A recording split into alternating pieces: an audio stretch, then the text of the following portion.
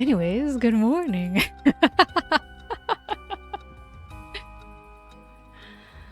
Get ready for another spooky night.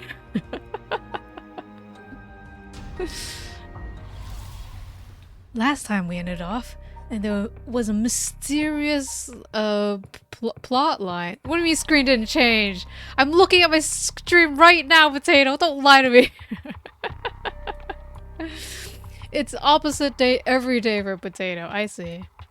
There was a strange character that popped up last time that we don't know about, but I'm going to leave that till after we see the timeline about Tetsuo Tsutsumi. What were we doing last time? At the Shiraishi home, Tsutsumi and Eryo learn the truth about many things, including the death of Kankichiro Iwai. That was the shitty stepfather of Michio, the girl who may not be dead, but the public think, have passed. Not like I'm monetized anyway. They hurry to the high school after learning that Michio Shiraishi knew the whereabouts of Nejima's hideout. Michio, who is pretending to be Yako that we learned about, probably. They didn't explicitly say it, but that's implied. Tetsuo Tsutsumi. Oh, what a plot so far.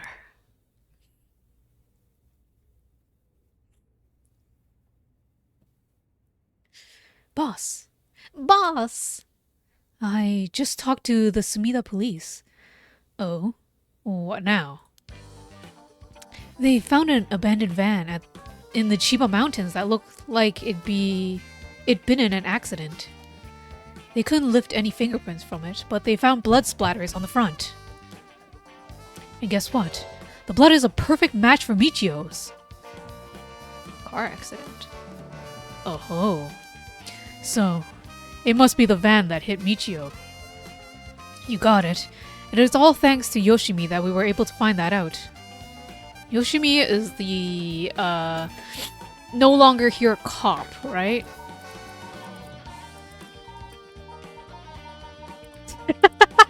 I'm so bad with names. I'm glad they have this. Yes, Hajime Yoshimi.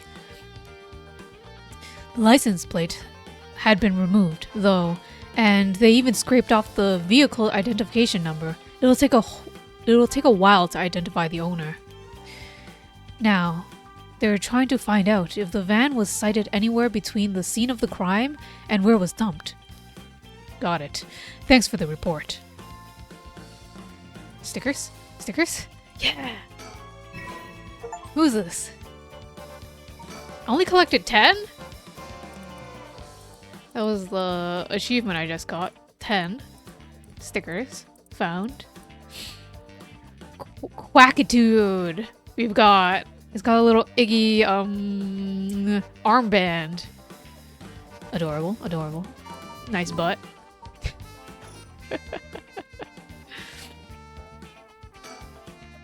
It's nice that we got permission to use the school as our base of operations. The principal and head teacher were a little reluctant at first, but they were convinced that it helped the investigation. Dealing with all this must be a real headache for those guys. I should thank them again later.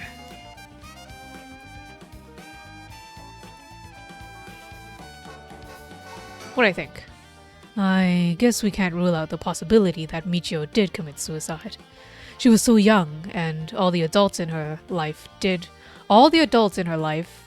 was push her around. I'm not saying that right, but you get the point. He still doesn't look tired after all this running around. I wish I still had all that stamina. I am! Shisha! Soon after this part, we will know. We will meet me, Darkness. No, I am not just a scroll in this game, I am also Darkness. Very important. This is canon. By the way, boss, we've confirmed that Michio died in a vehicular collision. But are we sure that it was really an accident? Good question. I was wondering the same thing. The damage done by the collision indicates that the driver was traveling at a considerable speed, but there were no brake marks to be found. Exactly. Which suggests that they may have been intentionally targeting Michio. Then, what was the motive, you think? Who would have a reason to kill Michio? The first person that comes to mind is Kakichiro Iwai. After all, she knew about his crimes.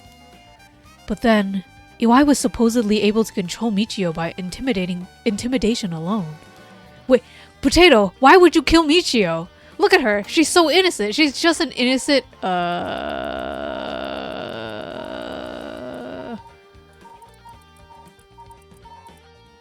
I've lost them. Oh, high schooler! With twin braids! How could you, Potato? She does seem kind of insane now, though, if she is actually pretending to be Yako. So I don't know. Michio also may have murdered her stepfather, though he was asking for it, okay?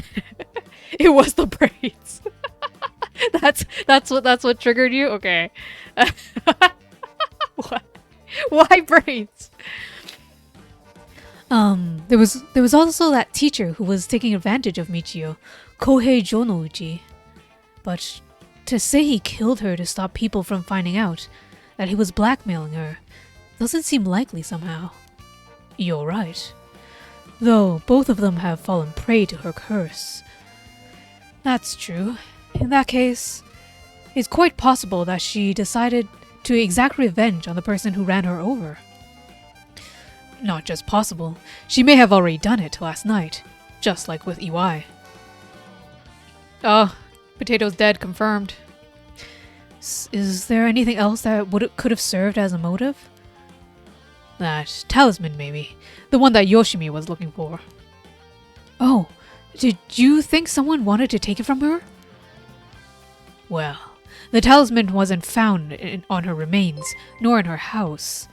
Oh, thank you, M-May. What Iggy did you get? A blue Iggy! How cute.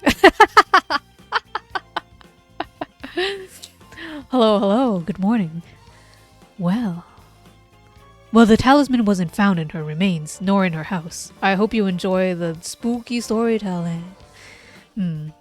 Well, but doesn't a hit and run seem like too drastic a measure to go for a little talisman?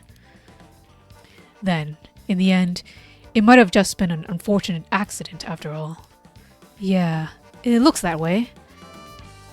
Sure, unfortunate accident. Wasn't it like the guy might have been speeding? I skipped that. Oops. I'm sorry. Either way, it looks like what we need now is a testimony from Michio herself. But we found out through a death last time that it was this guy. This guy is somehow related to the car accident. Possibly the one driving with Ayame on the side. Who knows? I don't know. Might have been. Yeah. I can't wrap my head around that particular development. Am I smart enough to figure this out?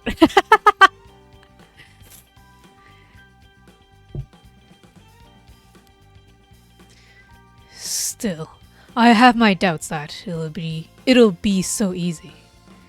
And he planned to revive her because he didn't know she was alive. Well, did he explicitly say that no brain cell team? I need one, don't I? Give Yin brain cells. Yeah, he might have lied, but he didn't explicitly say like I hit you with a car, right? He just said he just said something like, "Oh no, it was an accident. I didn't know," or something like that, right? So it might have been a separate accident, right? Right? I'm still suspicious. As long as they didn't say, "I was driving a car and I accidentally hit you," I don't believe anything. This game wants to trick me. I just know it. And we're only halfway through, so there's no way it's that easy. I don't know. Or maybe there'll be like a big reveal for something about the talismans later. He did explicitly wanted to revive Michio. Yes, he did say that. He did say that. But who knows, right? That's true. I still have my doubts that it'll be so easy. Either way, we won't be able to do this unless Mio and Yako turn up. I'd rather have them come sooner rather than later, but I guess we just have to wait. Shall we head inside? Right now, Mio and Yako were meeting up with the historian and then got distracted because that university student. God damn it, what the heck are their names? I'll never remember. Namigaki. He asked them to... That was when he got killed. Yeah, that was one of the time logs where he got killed. And if he didn't get killed, he just walks away, I think. Right? I don't know. Alright then. Thinky thinks. Da-da-da-da. Guess we're done. Hey, Erio. I wanted to ask you something. Aye, boss. Jeez, you're an eager beaver. I haven't even said what it was. Right. Well, then what is it? Can't remember what you had for dinner last night? Looks like that agent over there is having some trouble with his pen. So, if you've got a spare, go lend it to him. And for the record, I had katsudon last night. No need to worry about me going senile yet. When they asked you what the character was doing at night, I fired off all cylinders in my brain just for that answer. The problem wasn't knowing which character. The problem was knowing what time. Okay, it said, because they were like, were they home at 8 a.m. or were they already at school at 8 a.m.? I wasn't sure. I was like, when do people go to school? I'm not sure. I've had variable school times. And for the... I know I look like a genius, but I didn't think I came across the type to carry spare pens on my person. You, a genius? You're dreaming. But if his pen just stopped working, he can get it going again with a bit of nail polish remover. I personally use alcohol, that works pretty well. I just drink the alcohol and the pen works. Nail polish remover? Yeah, you know. What you use to remove nail polish. Never used it before? Do I look like I would've- It's not the same thing, Seishui! Nail polish remover is acetone. It's not the same as alcohol. You can't tell me it's the same thing!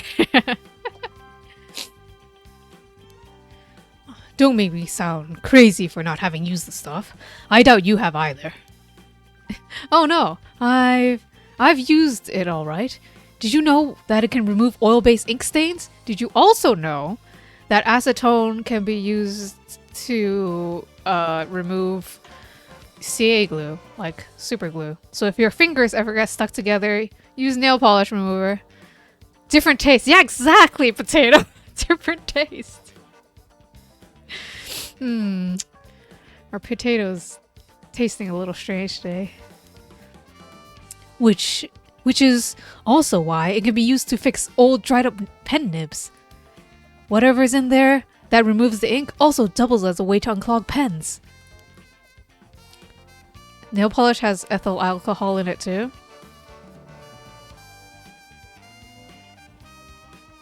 Along with acetone, I've been lied to all my life.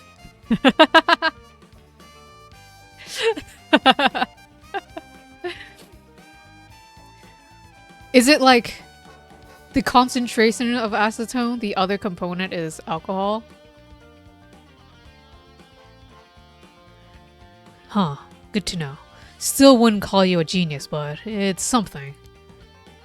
You gotta make sure the remover doesn't mix with ink, though, or it'll ruin it. Doesn't that defeat the purpose? Not to worry. I don't have nail polish remover on me right now anyway. Oh, no. No problem then. That doesn't fix anything. Long story short, I don't have a spare pen. Jeez, alright, I'll let him know. Alright, this nail polish remover talk is suspicious to me now. Boss, I thought we were going to wait for a meal in the school. Alright, we're done. Got the sticker. Nothing left. No more thinky thoughts. Let's move. Alright, let's go wait inside the school. I'm sure they'll be here any moment. Unless they got murdered by that university student.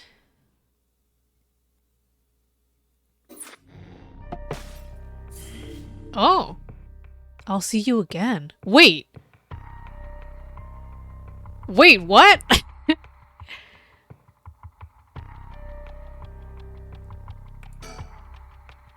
The Record of Fate's Yin Scroll may contain a way to put a stop to the curse. Yako and Mio head back to Komagata High School to share this information with Tsutsumi. Okay, one more before darkness. I swear this time. The later that it gets, the spookier the darkness will be, okay? It's all according to Keikaku. Ain't that interesting? The Record of Fate's Yin Scroll, huh? Well done, you two. That's some info you got from that teacher. Thank you. Good job, boss. Operation Schoolgirl was a success. Eryo, stop making things sound weird. Anyways, let's share what we found at Michio Shiraishi's house. Yes, please. A real scary scene. Yes. A man named Iwai kidnapped sacrifices for black magic?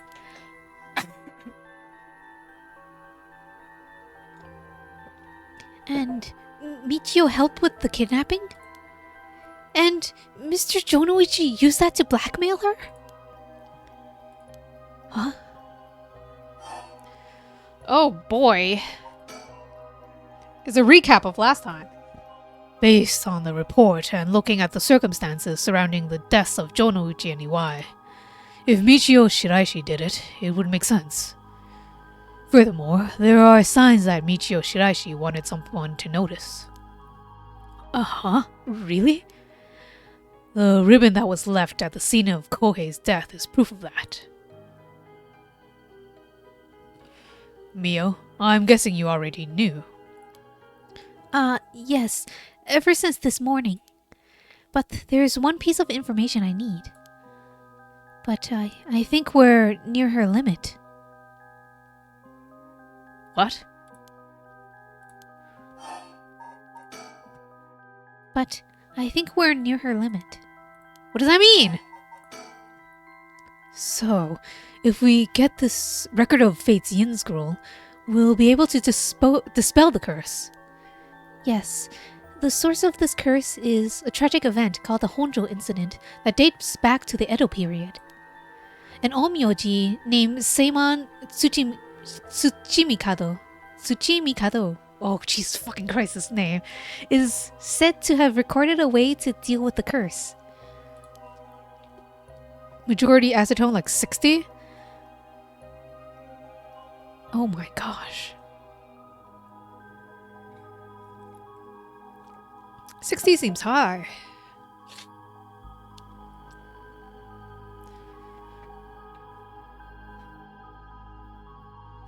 Although I'm sure you can get higher, like 80. That's probably not usually available. I was tempted to get a higher percent acetone. You know, to bury bodies with. No, I'm just kidding. I use it to clean things.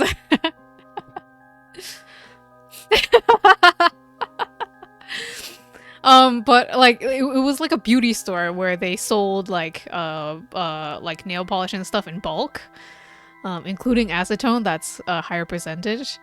But I was like, what the heck? Oh gosh, it was like a whole like gallon or something. I was like, maybe I don't need this much.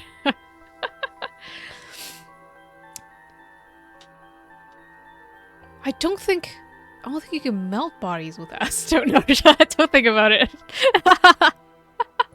It's this game. This game makes me weird. So I think there may be a way to dispel the curse. Right. I'll leave how to approach this to you, Mio. I'll check with the Paranormal Affairs Bureau as well. But please, make finding the records of Fate's Yin Scroll your top priority. Find Yin, quick! Very big priority.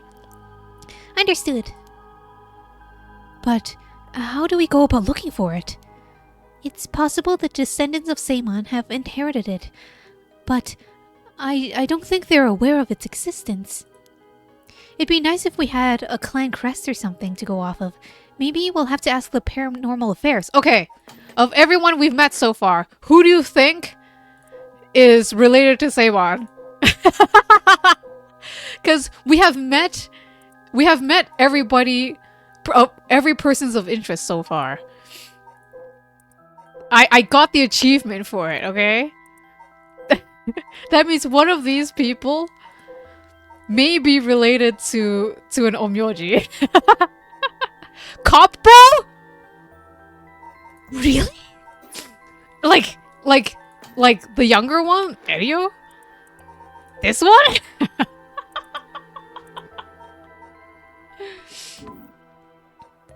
Why? Because he seems like he has no background so far? I'm looking.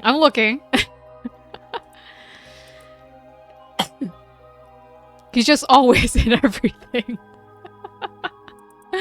Interesting. Also, good morning, Ikaru. Yet, why is he here?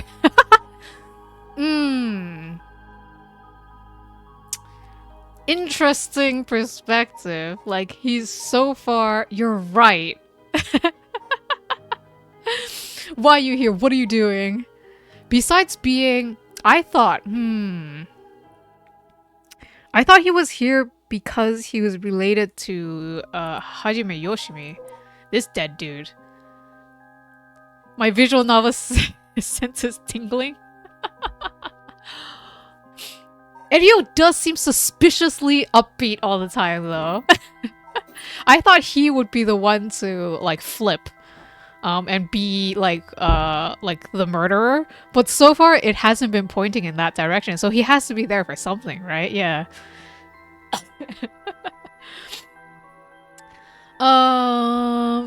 Paranormal Affairs.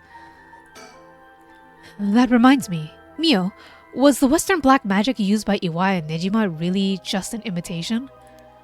Huh? Why are you asking me? Oh, boss said you knew about this sort of thing. Do you not? Well, I mean, I have some knowledge, but... How strange. I don't think I've ever told anyone that. What? It's okay, Mio. No one's judging you. Right, but it still feels a little weird. Wait! That's weird. That's a weird thing. So, what's your operation on it as someone familiar with Western magic? Western black magic, rather. He is slowly leaving, right? No, Seashore! Now I'm so suspicious. Now I'm hyper aware of everything he does. Well, if I could have a look at their grimoire, I could be sure, but... Based on their methods, I'd say they imitated black magic popular around 300 years ago. It was advertised as magic anyone could use and was employed as camouflage to evade witch hunters. It's notable because they purposefully required living sacrifices to make it difficult to disprove its authenticity. Wow, you really know so much. I'm impressed. It totally matches with the vibe you've got going on. What do you mean by that? Don't worry. Have some confidence. Right. Thanks, I guess? Now I'm like, has Enio given us some kind of ID on him that points towards knowing more? Oh my god. I don't remember that much. If that black magic is just an imitation, then we probably don't have to worry about it. I'm just glad things aren't getting even more confusing than they already are. About the mastermind. Oh, right.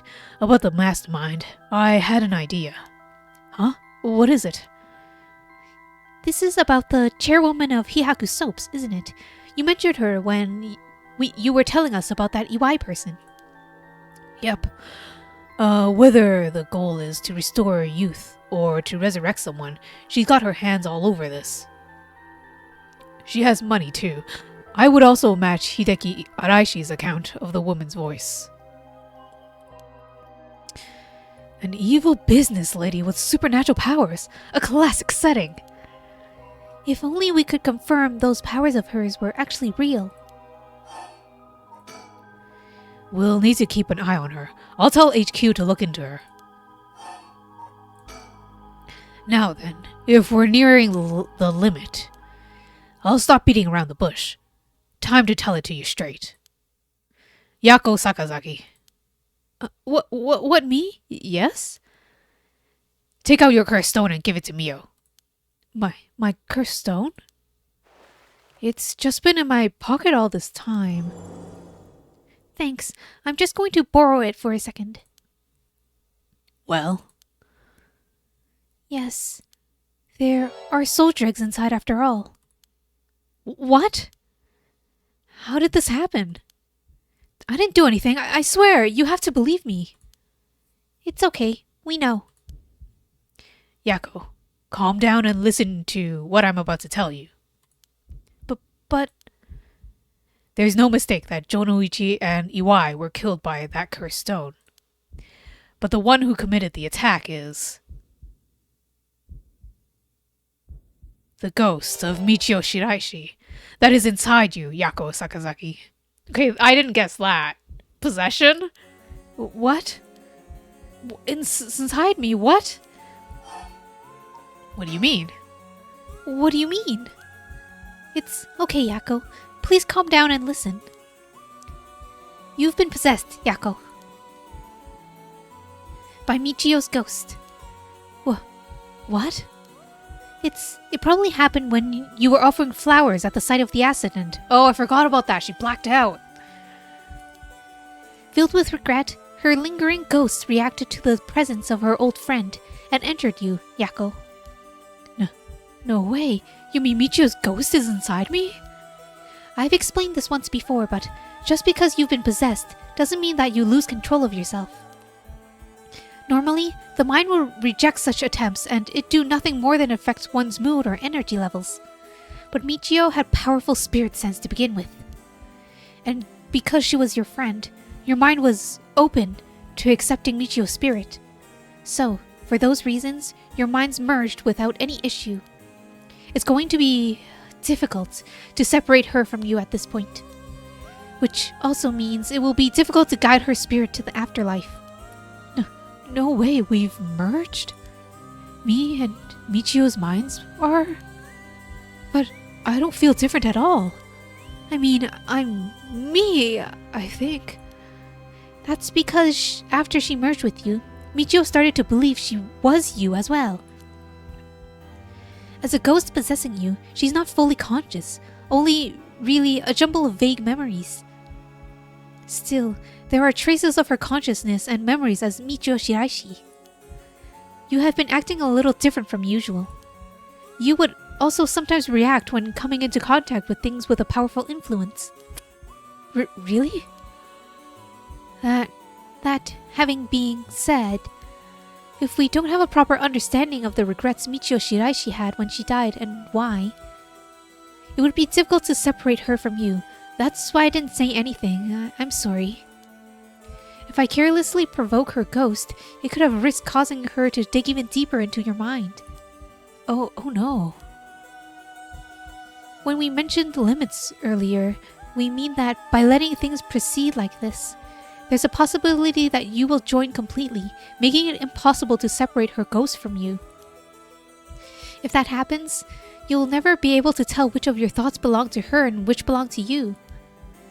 What? That's so scary. You mean I won't be myself anymore? Oh, but if it's Michio, then maybe it wouldn't be so bad. Oh, I don't know. What should I do? But if it's actually Michio who used the cursed stone while I was unaware, wasn't it? Doesn't that mean her ghost has already taken over my body? Well, about that, I think it's probably the effect of the curse amplifying murderous impulses and the influence of the Feast of Shadows. While you were sleeping, the ghost's powers were boosted.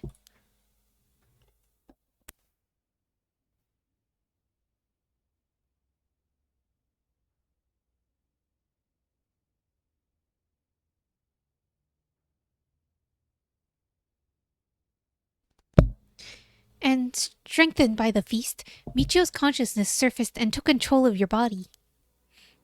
That's why this looks. Oh, I missed that. Then that means I was the one who killed them. Sometimes they automatically press for me and sometimes they don't.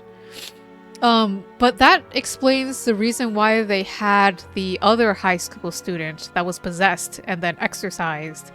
They were trying to like establish that possession was a real thing in this world. I cursed them both. Yako, no, you were being controlled. Right, Inspector? Yeah, that's right.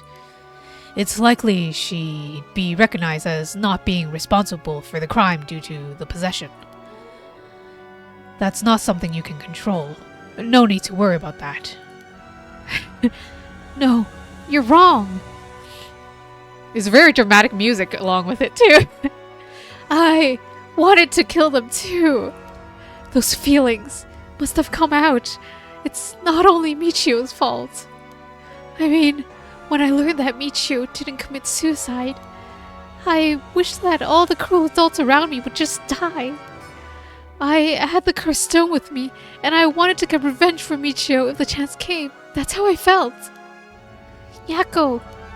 Because Michio wasn't able to escape her terrible situation. It was so hard. It wouldn't be unusual for someone to take her own life. And I had this cursed stone. I made Michio get revenge all by herself. Michio tried so hard to keep on living in silence, and I treated those feelings like they were worthless. I should have done it myself, right away. I'm sorry. I'm sorry, Michio. I'm not doing Oz anymore. That's why I killed them.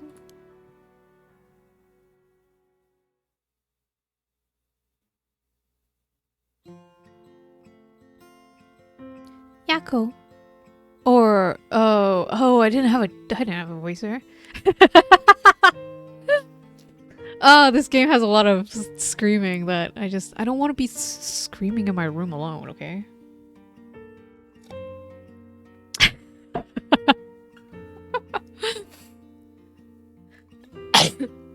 Yako. There you are. Oh, hi, Michio. What's up with you? You've made me worried sick since you haven't been coming to school lately.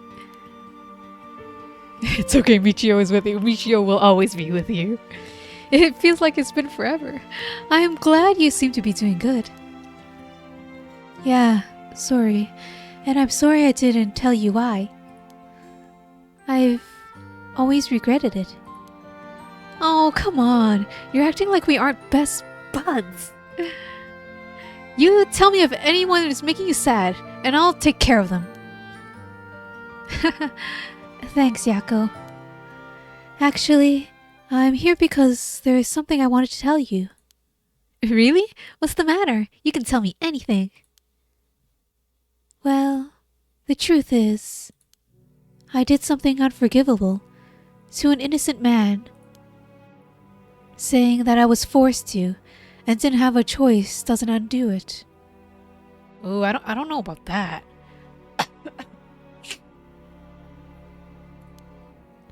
I'm sorry. I feel so guilty. What? I've done so much I can't take back, all because I was weak. There's no escaping the hell I've created for myself. Ooh. That's a dangerous mentality. for what we know Michio went through. Bruh. I couldn't handle it anymore. I started thinking about killing him and dying myself.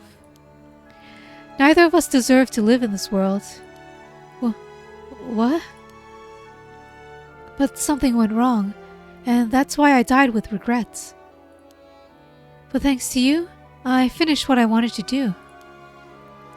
Thank you, and I'm sorry for dragging you into this. What? Wait, you don't need to apologize. It's only now that I realize. And I know how selfish it is. But I hope you remember the time we spent together as friends. And how we were able to be together at the end. Please, don't forget me. Huh? No, Michio, wait!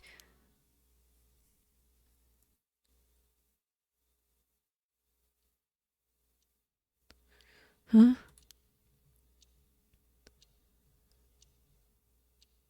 Huh? You're awake. Do you feel okay? I'm sorry, I had to spring that all on you, Yako. What? Is this... Are we in the classroom? Was I dreaming? I'm sorry to rush this along while you're still gathering your feelings, but we need to hear what Michio Shiraishi had to say. Now. Right. And so, after considering what to do, is it true that Michio's consciousness has mixed with yours? It is true that Michio's consciousness has mixed with yours. But if I summon her ghost, we may be able to establish some communication. Oh, I understand. So you thought to use the spirit board again? Yep, I have a hunch. I think the spirit we called last time may have actually been Michio herself. Really? You think? And that her spirit has been close to you ever since then. Then let's do it. I think we should, and I want to hear from her. Very well. I have no idea if this will work during daytime, but let's give it a try. Are you ready? Yeah, I'm ready. Okay, here we go. Do you remember how to do it? Place your finger on the 10 yen coin. If they ask me what the chant is, don't test me. Right, like this. Good. Now do as I do. Oh, Spectre of the Spirit Board, please visit us. Oh, Spectre of the Spirit Board, please visit us. Please tell us if you are there.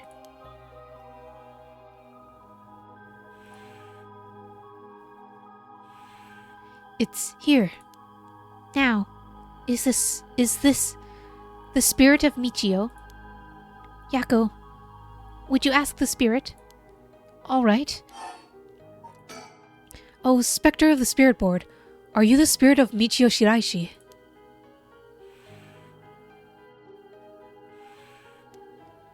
Ah, it said yes.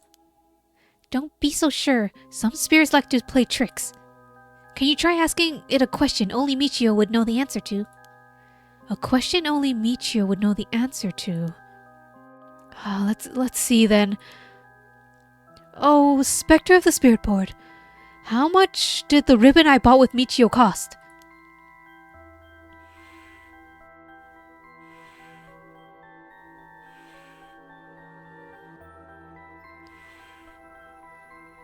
$490, that's right. Well, it seems we have the right spirit. Okay, can I have you ask her a question? Okay, what do you want me to ask her? I want you to ask about the location of Fumichika Nejima's hideout and the location of the talisman as well. Okay. Oh, Spectre of the Spirit Board, please tell me the location of Fumichika Nejima's hideout.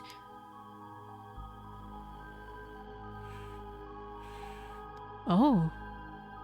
Please, terrible things will happen if he isn't captured soon. She doesn't know?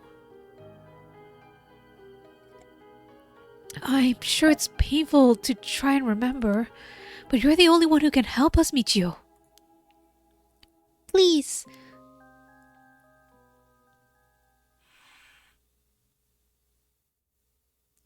It moved. This is an address. She's giving us the address. Amazing. Thank you, Michio. Okay, I have the address. Thank you. Alright, Henria. Get a move on and check out that address. Yes, sir. I'll contact HQ and order a simultaneous house search and sweep of the area. I just hope the information is accurate. I know it is.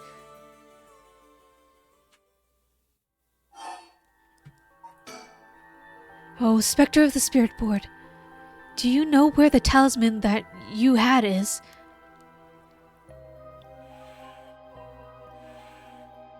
She does know. I wonder if we can find a way to narrow it down. I'll try asking. Oh, Spectre of the Spirit Board. Did you carry around the talisman with you at all times?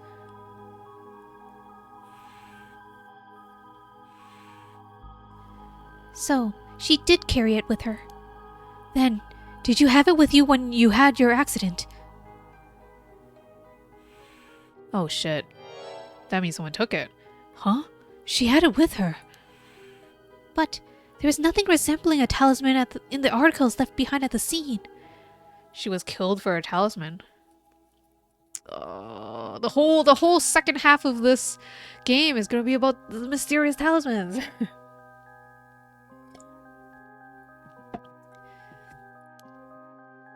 So, that means someone took it with them and ran off with it before the scene was investigated. But who would do that? Talisman time! Yin turns out to be a talisman now. But this would mean someone knew Michio had died before the police did. The first person to discover and report it was the caretaker of the apartment building next door. Should we check with him? Let's see. The other possibility I can think of is the perpetrator of the hit and run. Talisman of Darkness. But it was a hit and run. Wouldn't they have run away? After taking the talisman. Talisman of Darkness. For some reason reminds me of Yu-Gi-Oh! It might be possible that they came back, driven by fear or something else. Even so, they didn't report it and went through her belongings. But to only take the talisman seems hard to believe. Unless they were after the talisman from the very beginning.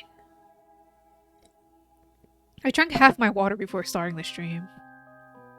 Now I'm basically out. How likely is that, if the talisman really was so special? Edio mentioned the same thing. But to run someone over just to take something from them, Edio mentioned the same thing! Now I'm suspicious!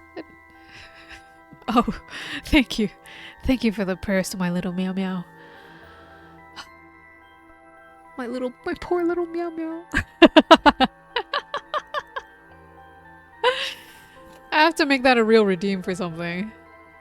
It's too funny. It's possible they had just picked up the talisman after hitting her for no particular reason. Either way, if it was really a hit and run, then I hope they get caught. It's possible she remembers something after seeing the picture of the car. Then, shall we try asking? I'll try. Who was responsible for the hit and run? Oh, Spectre of the Spirit Board. Do you know who was behind the hit and run?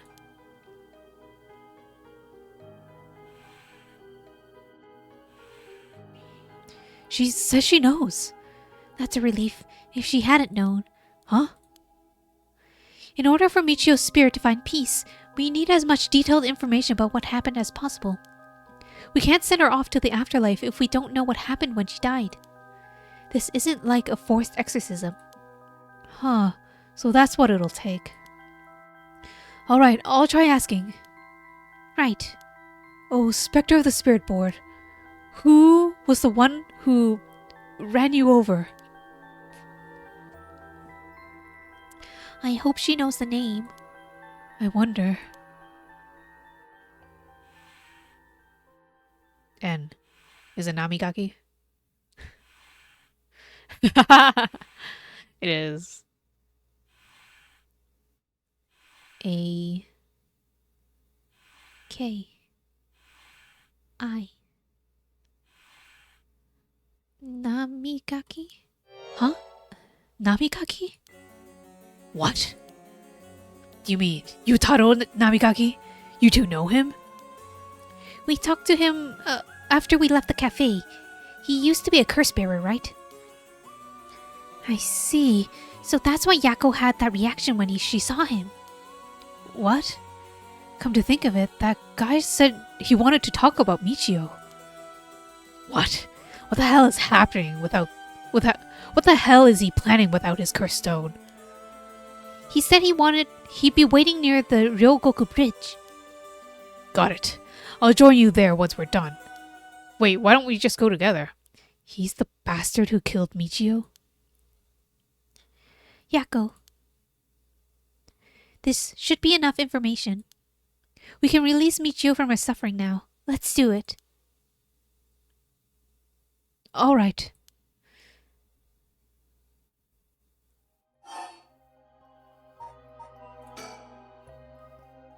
Oh, Spectre of the Spirit Board.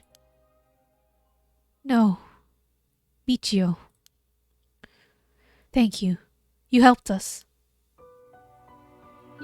You know? I'm so sorry I didn't know about it all. Your family, the kidnapping, Mr. Jonoichi. I'm so sorry. It must have been so hard. Not that I could understand, but I'm sure it was hard. I mean, of course you would want revenge. I wanted it too. We've all done things we wish we could take back. But I'm glad that I at least know the truth. Yako. There's so much I want to say, but that's enough. Let me just ask you one last thing. Someday, can we hang out again?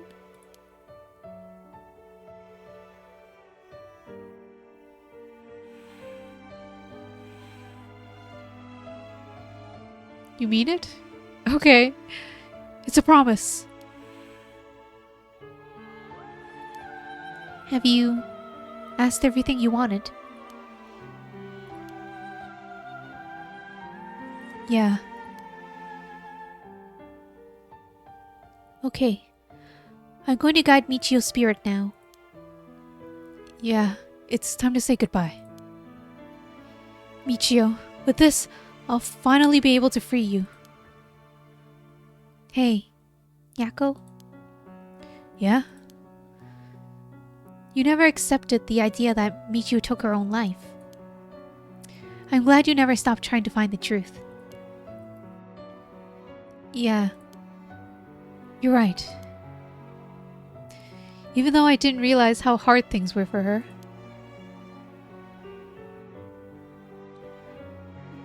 Mio? Oh. Sorry. It's just Michio. She was taken advantage of by so many of the adults around her. She put up with so much. I should have tried and talked with her more. I know how you feel. Thanks, Mio. It hurts thinking about all of this. All of the things I could have done. Why did this have to happen to someone so kind and hardworking?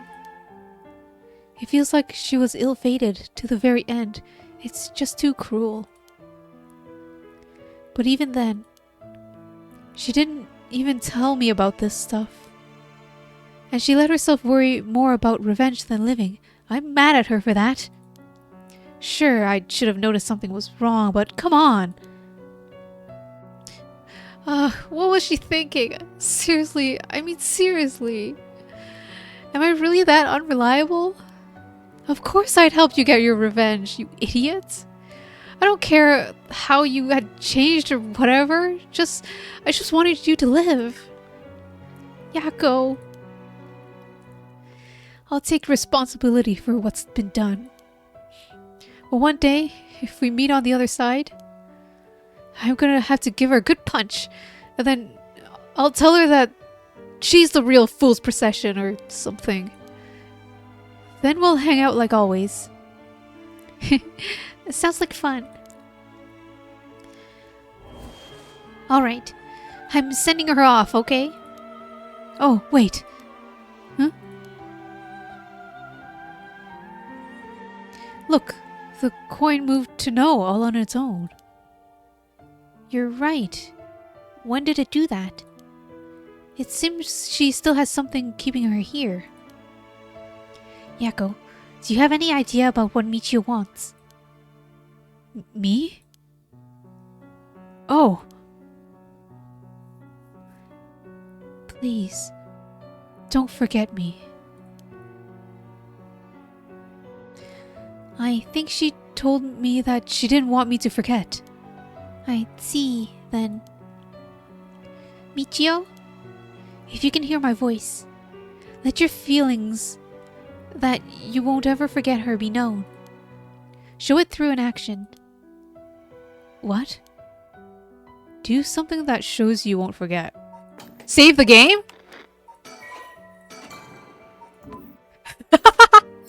Yeah! Baby! Oh, you're so smart. Thank you.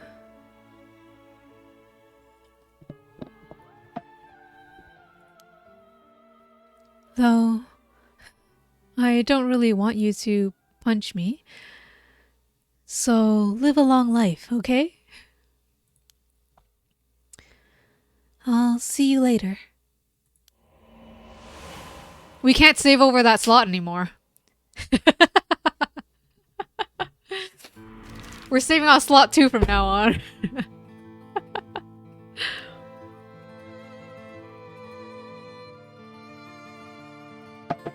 Oh my gosh. The in-game mechanics being story relevant is pretty fun, actually. Like, for a visual novel, there's only so much you could do, but then this is like mechanics that are already built into a game, into new mechanics, is pretty fun. Imagine if you did and she knew. Yeah, I know! Now I'm scared about the wrath of Michio if I ever save over slot 1.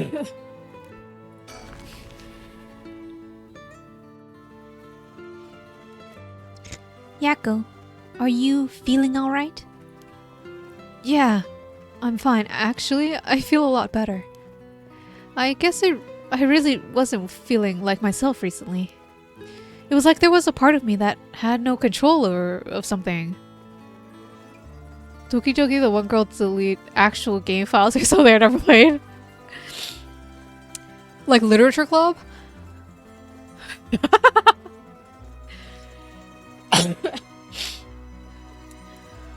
Gosh, for some reason, Doki Doki, I was remembering a different game. It's a different Doki Doki. What game am I thinking about? I'm thinking of Tokimeki. So I was like, that doesn't sound right. I'm pretty sure Tokimeki is a wholesome game. Why would they delete my game file? Yeah.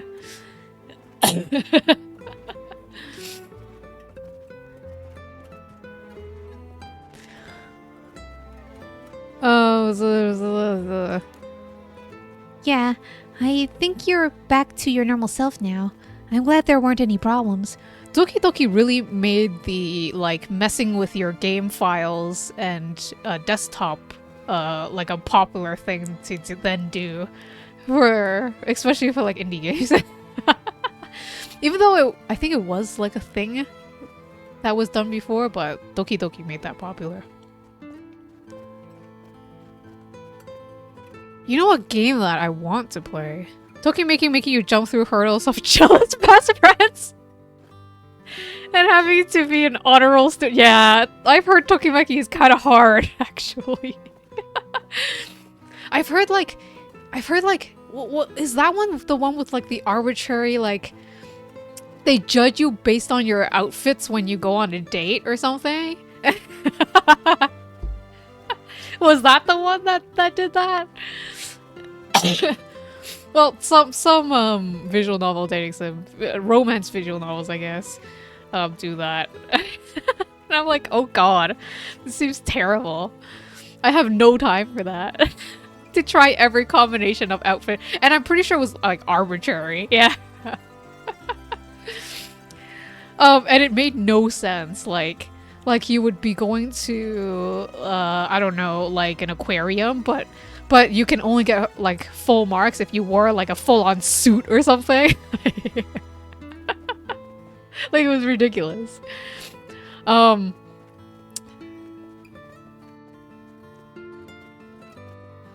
Anyways, back to the game. Oh gosh. Visual novels are fun. Yeah, I think you're back to your normal self now. I'm glad there weren't any problems. I wonder if Michio was able to find peace. I know she did. You don't have to worry about that. It seems her regret was not being able to tell you what was going on and growing apart from you. Yeah, I guess I can forgive her for that. But there's something still bothering me. Really? Yeah, I wonder what this feeling is. It's like there's a piece of her that hasn't left yet. It may be an after effect. Maybe because you gave your stone to Chief Inspector Tsutsumi? Doubt it. Having a cursed stone shouldn't have any effect on your body. I wonder... I feel like collecting all these cursed stones should have an effect. But Tsutsumi just isn't feeling those effects for some reason. Why is Tsutsumi, like... The thing I don't get is why Tsutsumi got the stone in the first place, because everyone who got the stone wants to resurrect someone. Who does Tsutsumi want to resurrect? Were you promised to meet Lee on the piano? We basically have to spend the next several days of free time going there, though he never showed up or his route would know. You could never complete— Oh my god! Wait! So it was like a hidden condition? Like, you just have to check every single day? What an asshole!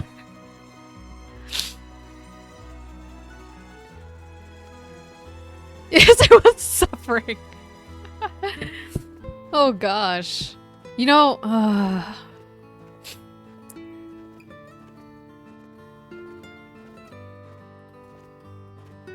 the only romantic visual novel that I actually played.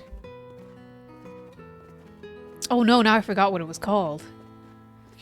It was like he didn't trust you and would watch you but never go in. Yeah, that's so weird. Also, what a fucking asshole.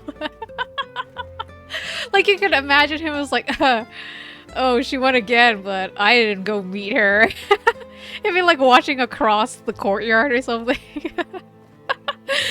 But then the one time you decide not to go and he would be mad at you? Like, oh god, what an asshole.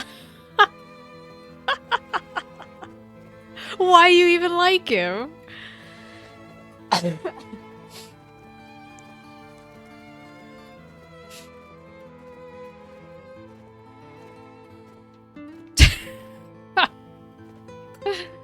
You only like him because he has... You only forgive him because he's hot, not anything else. If someone dare treat me like this in real life, dude, you are dead to me. Blah, blah, blah. But dealing with 4 curses sounds like a lot of stress. Good work, Chief. Someone's like a completely different person all of a sudden. But are you really sure about this? Having us arrest you once all of this is over. You might be able to get your case treated just as an accident. It's fine. Treat me the same as someone who used a cursed stone to kill someone. But you were possessed. Finish the round and say bye.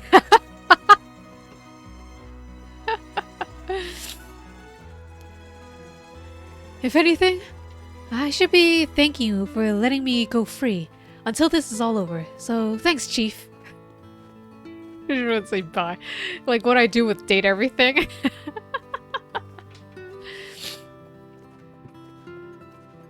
Finish route, immediately save over his save file and look for a different man.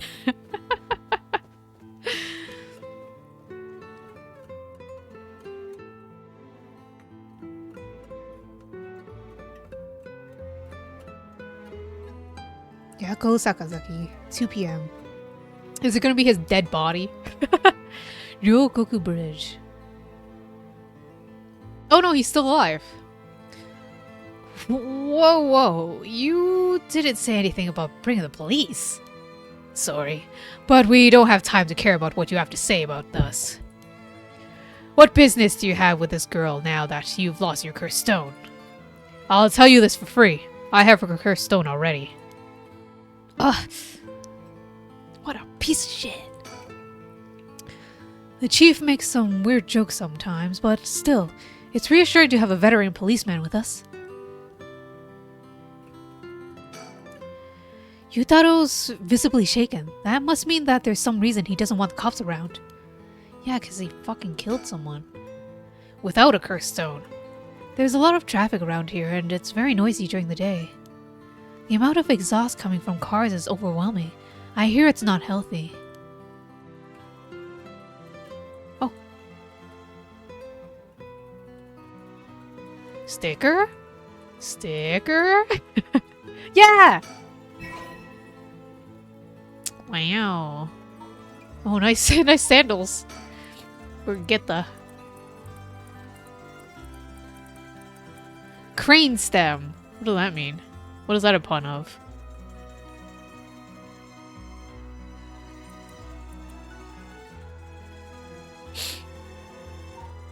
I don't get it. You feel stupid again. We should let him take care of this. Well, leave this to me, okay? Any thinky thoughts? This is the bastard who ran over Michio and drove away. If that's true, then why does he?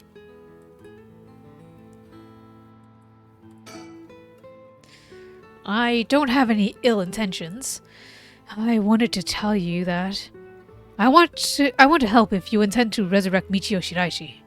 This is the route where we just like walked away and didn't talk to him. Like didn't meet with him at Rogoku Ridge until now. That was my intention from the beginning when I received my cursed stone. And that's why I took your cursed stone. Man can't be too careful. Besides, what connection do you have with Michio Shiraishi? Well, we met once. I was so sad to hear the news of her death the other day. Uh-huh. met once? I see. Well, I'm sure it must have been painful for you, but... Do you think bringing back the dead will erase the fact that you hit her with your car? What? I'm sure that I have no idea what you're talking about. If you don't know, I'll tell you. And you'll let me ask some questions in return. Did you just get your license recently? We found a van with bloodstains on it, you see. It's only a matter of time before we find out who the owner is. What's that supposed to mean? Why don't you tell me a little bit more about your relationship with Michio Shiraishi? Not only that, you killed someone with your cursed stone, didn't you? Stop! Stay away from me!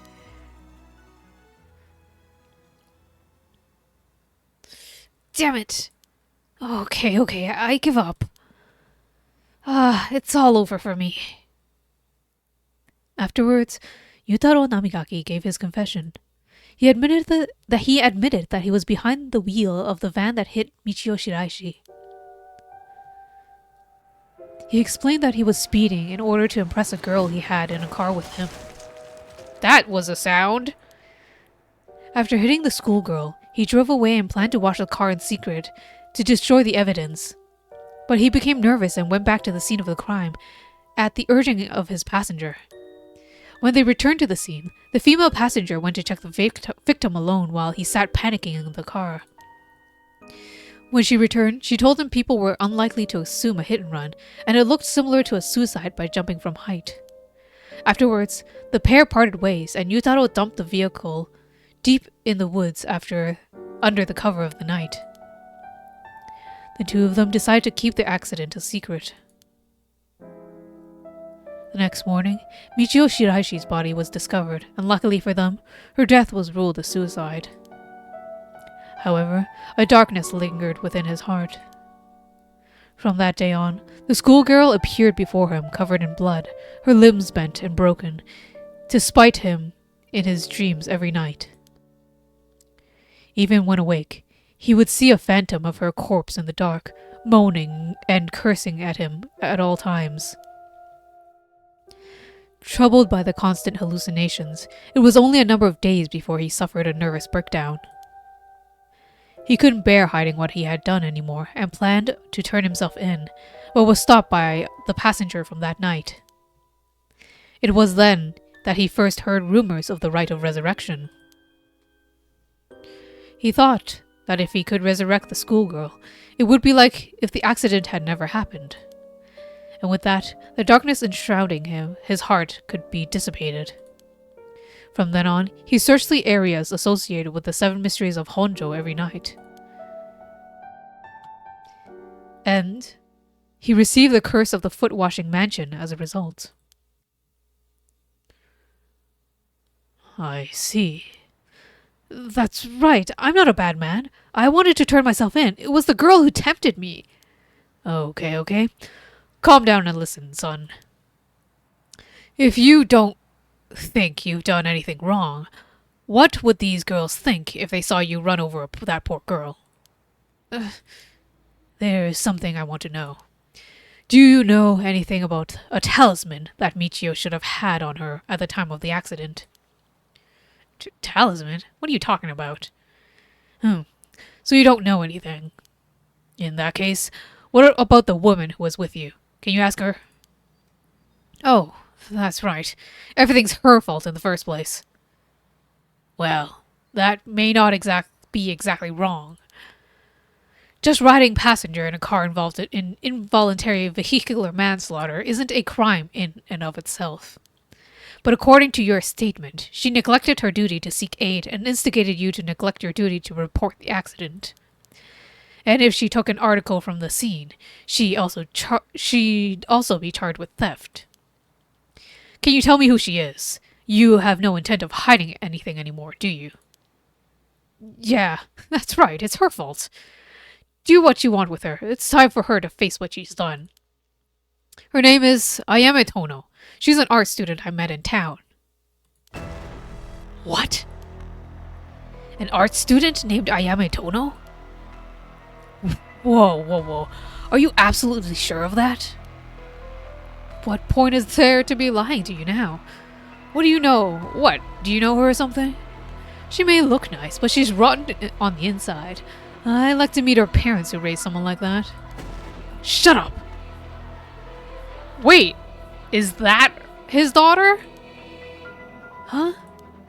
What's wrong, Inspector Tsuzumi? You're drenched in sweat. No. Wait. Damn it, why? How could this happen? Listen up.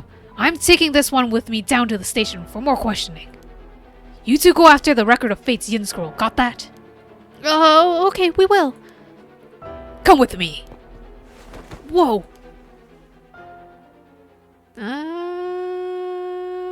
Some biases are happening.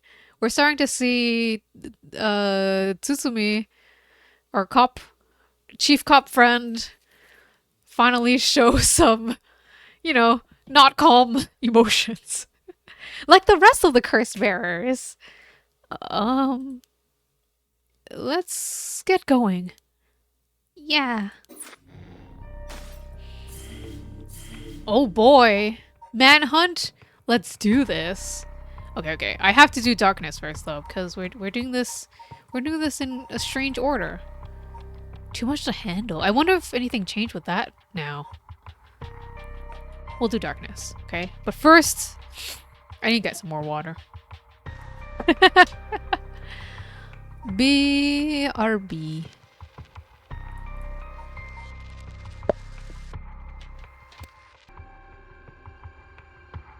Alright, I'm back.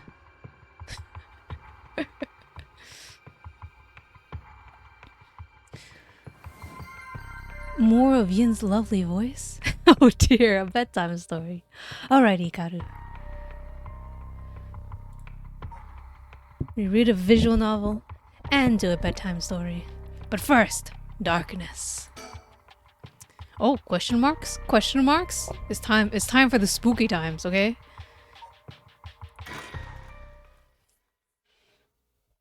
Time unknown.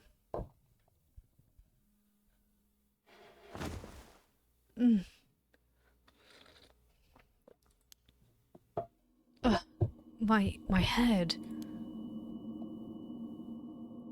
Somebody's getting a cursed stone. Who killed him? Won't get away with this. Hihaku? What's happening? Yoshimi?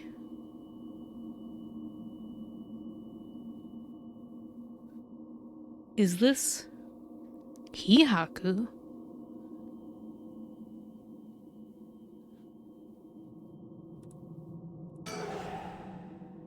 Won't get away with it. Hihaku? Who Yoshimi? Did I hit my head? It's killing me. And my vision's all blurry. Is that the ceiling?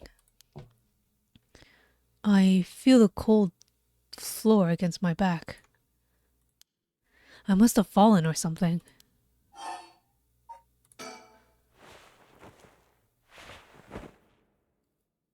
Huh? My body won't move. Why? And why am I on the floor in the first place? No. Hold on. More importantly, who am I? Okay, think. Try to remember something. Anything. Resurrection? Hajime? Oh. It feels like my head is going to split apart.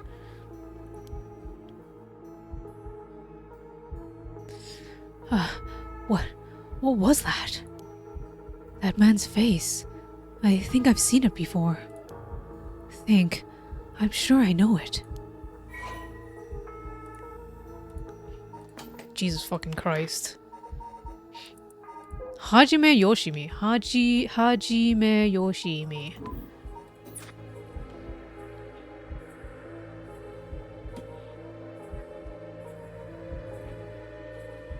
Fuck. I can't write the whole name. Is it just Yoshimi?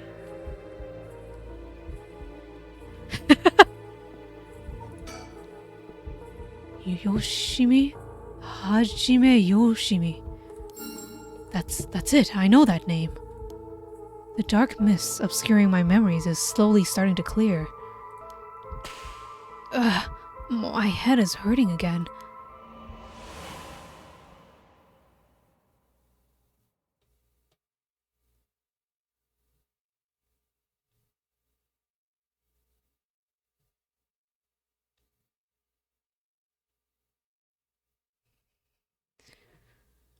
What was that? A memory of mine?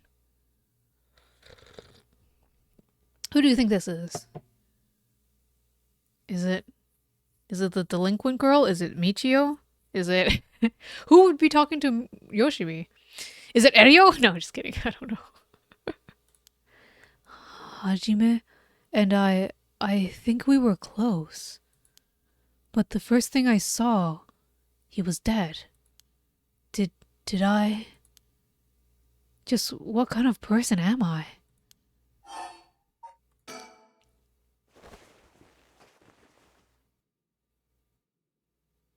I can move again, and I think my head has started to clear.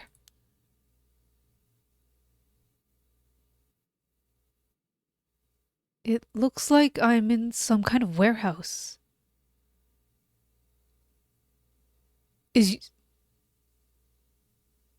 There's no way it would be like Michio's not dead. That it was her living soul that was possessing her.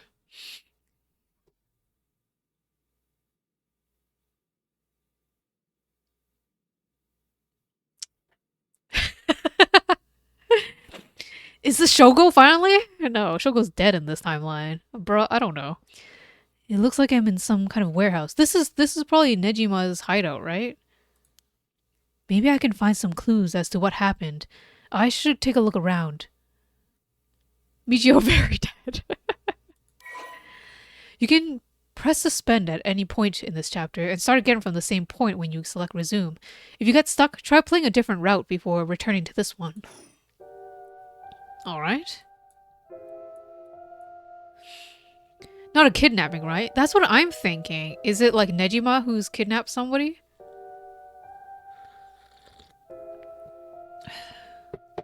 The Thumb Man? The serial murderer Thumb Man?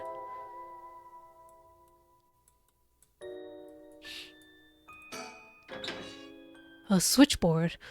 Looking inside, it seems that this room has electricity at least. Does that mean someone is using this place for something?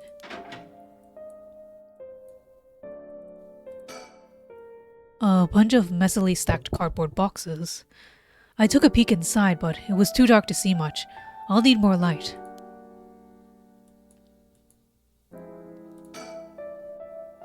What's this? The label's been torn off, but it must be soap. There's quite a bit left inside. Sure, I'll take it. I might be able to use this. Might as well keep it on me. There's gonna be something that's like... This is something that's gonna kill me by keeping it. Like that lighter. A big shelf used in storage spaces.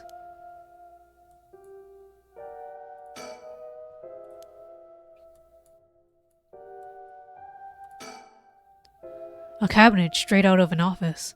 Let's see what happens if I slide this open. Allergic to soap. Looks like there's nothing inside. Oh, hello, Senko. You arrived just at a spooky part. Oh, look at all the candy!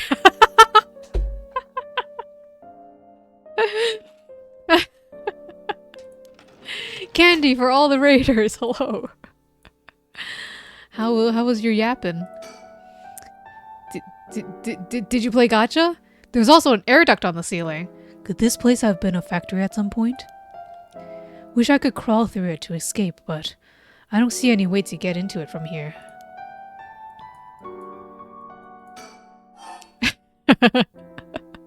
Hello, welcome to the spooky game. Woo! you're at the most confusing part of the game where we have woken up in an unknown location as an unknown person. It doesn't look like there's anything in the top drawer. Gotcha temptation, but it was just pure yap. That's alright. One day, Senko, I believe. Wait. Have you finished the story for Star Rail?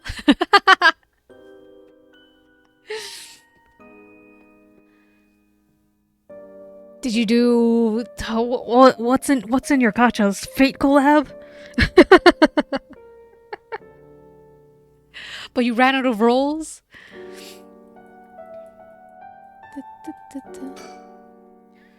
If I listen close, I can just make out the sound of air blowing through the duct. I don't even know if I'm above or below ground.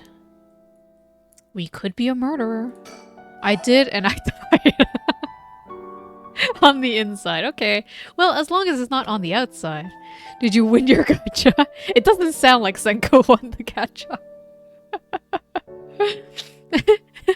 Gacha sounds like an unfortunate thing. This time. I'm sure your gacha will be great next time, okay? You just have to save up for the next event. Oh dear, that's a lot of things. Alkylbenzene. Benzalconium. Chloride. Gosh. Sulfonic acid. Sodium hydroxide. Names of chemicals? Maybe this is some kind of chemical plant. Does anyone know chemistry better than me? What do those chemicals mean? Does it have anything to do with hiding bodies? Because I think I'm in a serial murderer's hideout right now. Am I the murderer? I did win, but lost because I spent money. Oh, Senko. I see the gacha has gripped you hard. You shall never waste a gacha because of the sunk cost fallacy. Just going all in without saving?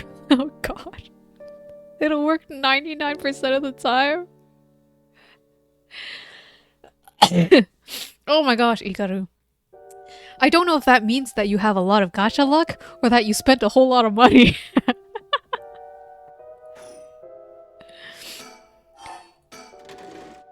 Doesn't look like there's anything in the top drawer. Is it the same things? There's some kind of note in the middle of the drawer. They're not giving me check marks, so... Nothing in the... Oh, wait! Motherfucker. Nothing in the bottom drawer. No, wait. There's something stuck way in the back. It looks like there's some kind of sticker stuck back there, but it's too dark to tell what it is. Motherfucker! That's my sticker.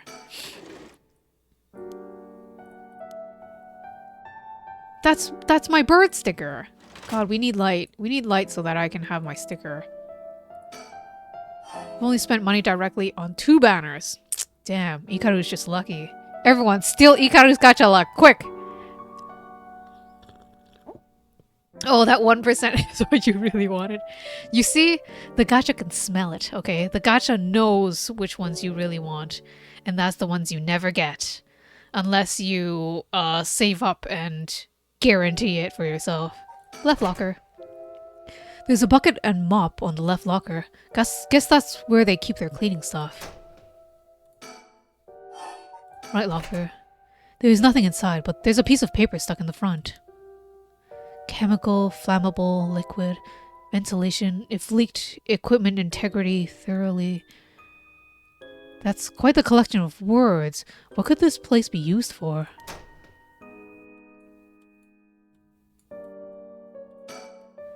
A folding chair, all alone in the middle of the room, gives me the creeps for some reason.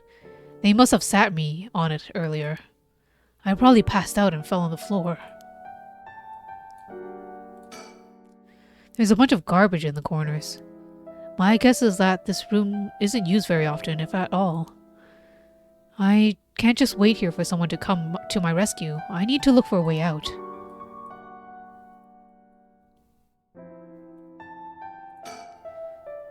There's a little sink here. It's pretty dirty. I hope I don't have to use it. There's water dripping from the faucet, but the knobs are stuck. I can't move them in either direction. There's a key to the sink. If I can use this to see what I look like, it might help me remember who I am. No good. This mirror is completely unusable with all the grime that's built up on it. I wonder if I can clean it somehow.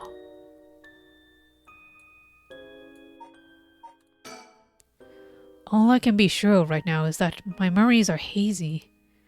I should look around to see if I can find any clues about who I am. Soap? Soap in a container. Judging by its size, it's probably for industrial use.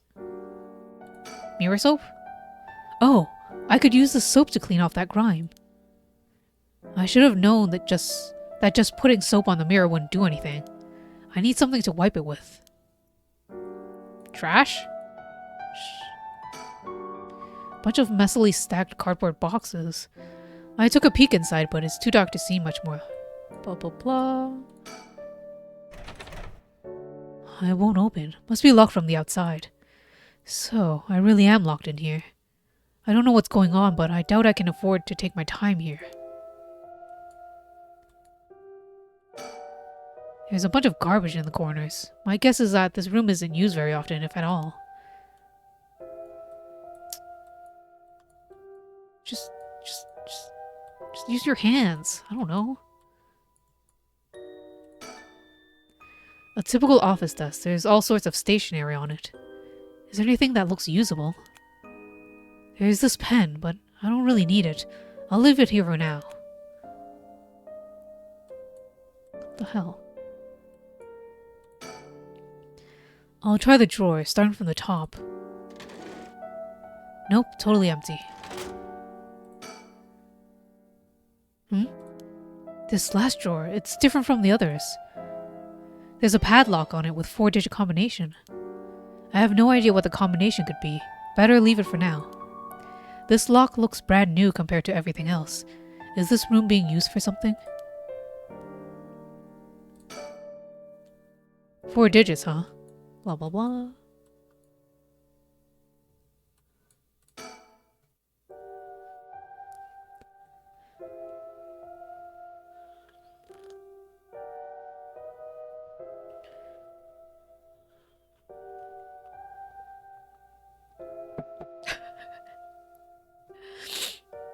Ikaru, your luck is so good you don't need the banner, okay? You'll get limited characters on the regular banner. No, just kidding. I know that's not how gacha games work. But that would be funny. What haven't I looked at? Twice. 3 times. A switchboard. Looking inside, it seems that this room has electricity at least. Does that mean someone is using this place for something?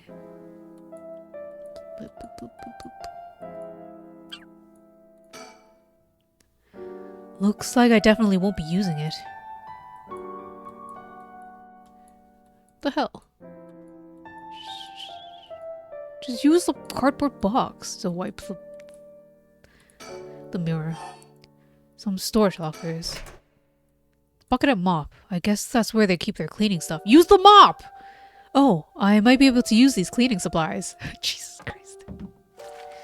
I can fill the bucket with soap and use the mop to clear away most of the grime.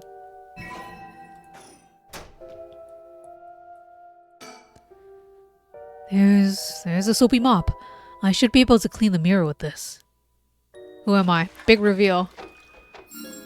Whoa, clean in one swipe. This soap is pretty good. I'll have to remember the brand. Oh, it's the fiance of Yoshimi. That's who was close to him. Oh? So, this is what I look like. Right. Yeah, this is me. I know that face. But something doesn't feel right. Something's missing. Oh, my name. I can't remember my name. I need to figure out what my name is. What's her name? Before they stop me. Oh, what's new in Yako? Born and raised in the blah, blah, blah, blah. Yako's winning streak against arrogant boys and scraps since it was I don't know what's new. Yako was possessed by Michio's spirit a few days ago, which caused her own thoughts to become muddled with Michio's. However, upon grasping what Michio was seeking to tell her and bringing peace to her lost friend, Yako returned to her normal self. I think that was what's new. What's her face? Natsue? No. Should look at all of them. Mayu Chozawa. Mayu Chozawa. Fiance of dead cop. I need to figure out what my name is.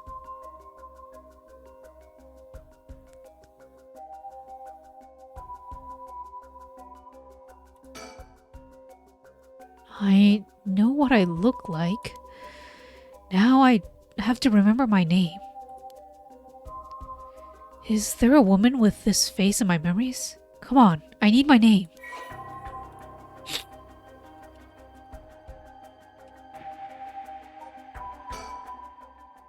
Mayu Chozawa. Yes, that's definitely it. My name is Mayu Chozawa. Mysterious woman. My name is Mayu Chozawa. That man I saw in my memories, Hajime Yoshimi, is my fiancé. Wait. If what I saw was from my past, then Hajime's... No. Hajime could never be killed so easily. There must be some kind of mistake. Knowing him, he's probably worked himself into a frenzy looking for me. I have to get out of here and let him know that I'm okay.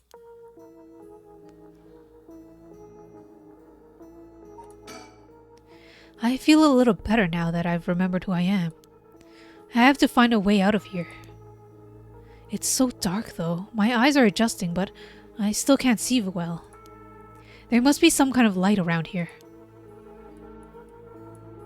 And the switchboard? The switchboard.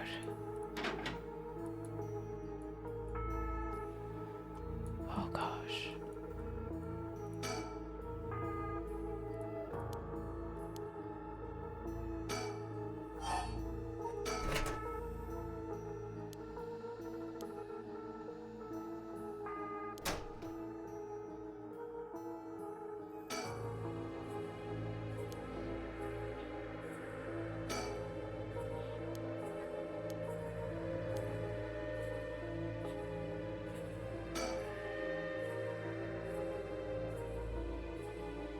From what I can see, I'm not hurt.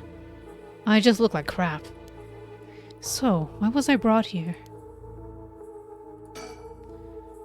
I still don't hear anyone out there. No reason to waste my energy banging and yelling. They made the music louder, and now I'm scared.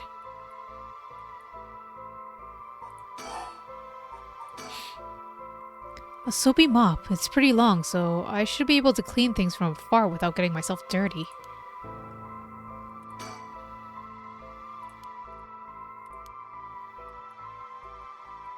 God, I'm scared now. A big shelf used in storage spaces.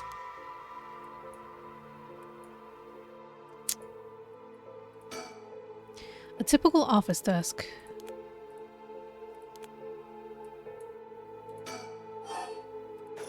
Whoops.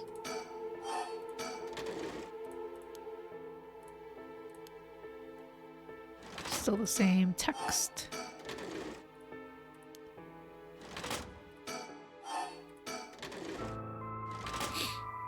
Oh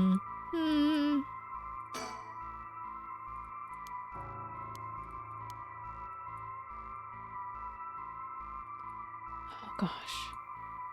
Lights. It looks like the light in the ceiling is on. But it's still dark. Oh, there's dirt all over the bulb.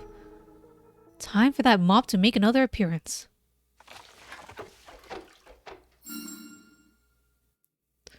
Ah, hello there, Sadent. Good morning.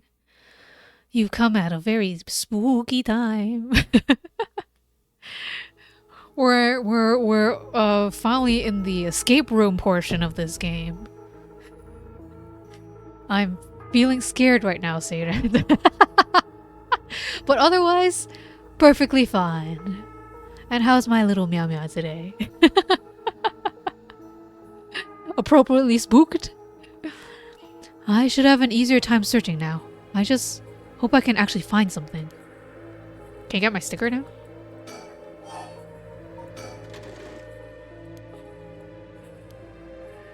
Yeah, that's right. You sure are fine, my little meow meow.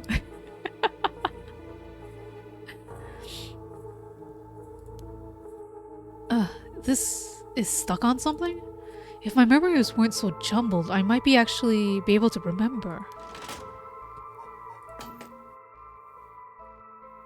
So it's a delinquent penguin. Wait, they aren't... Oh. Did I collect the sticker or not?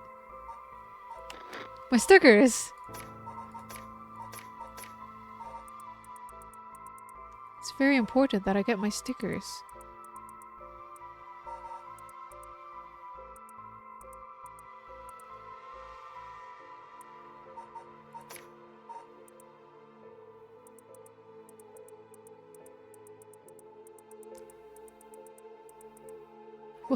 Oh, mockingbirds. They didn't give me the sticker. Why not? Why didn't you give me the sticker?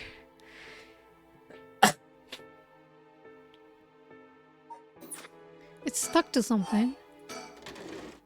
There's some kind of note in the middle drawer.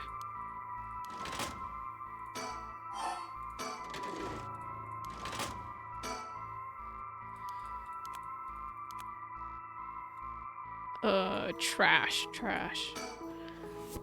There's strange bottles and bags filled with some kind of powder in the boxes. If this place is a factory, these may be their products. There's no telling if they're dangerous or not. Better not touch them. Oh, we're at Hihaku Soaps, aren't we? We're in some kind of Hihaku... No! We're in that factory by that bridge where the lantern fire was when we were Harue with the cowboy private investigator.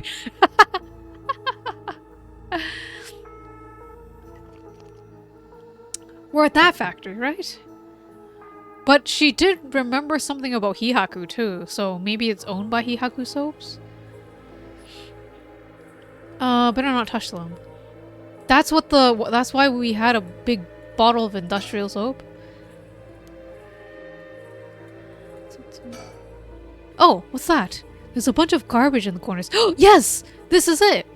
Shh! Oh gosh. My guess is that this room isn't used very often, if at all. Is it? We get the lantern. Huh? There's something on the floor here. Was this here all along? I had no idea. A lantern carved out of wood. It's kind of creepy. Something about this feels different than all the other abandoned junk in here. Cursed stone acquired. The beckoning light.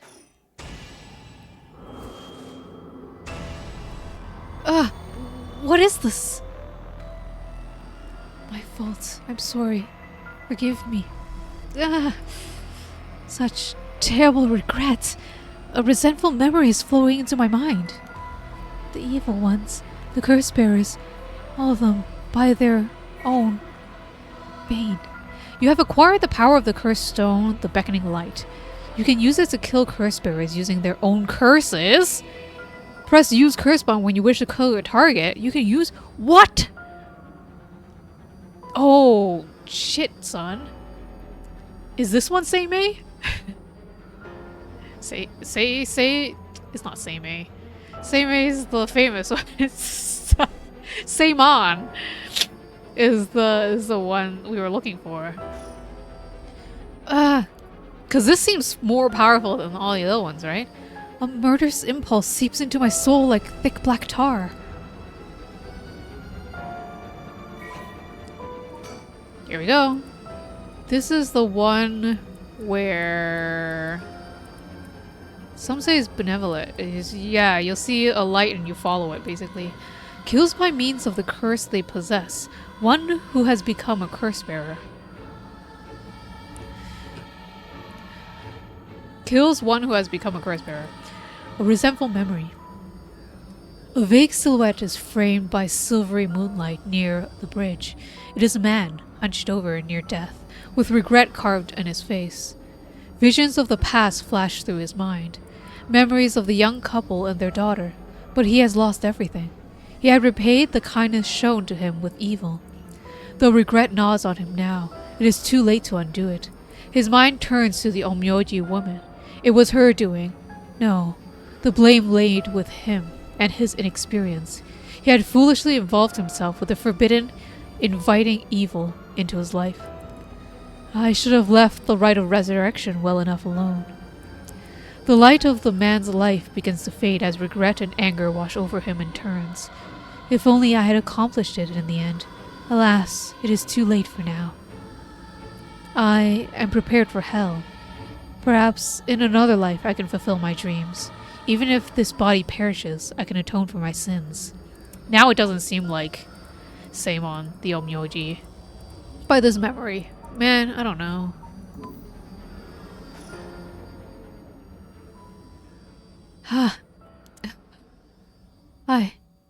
I remember now. I remember everything. I know why I was brought here. That's right. Earlier.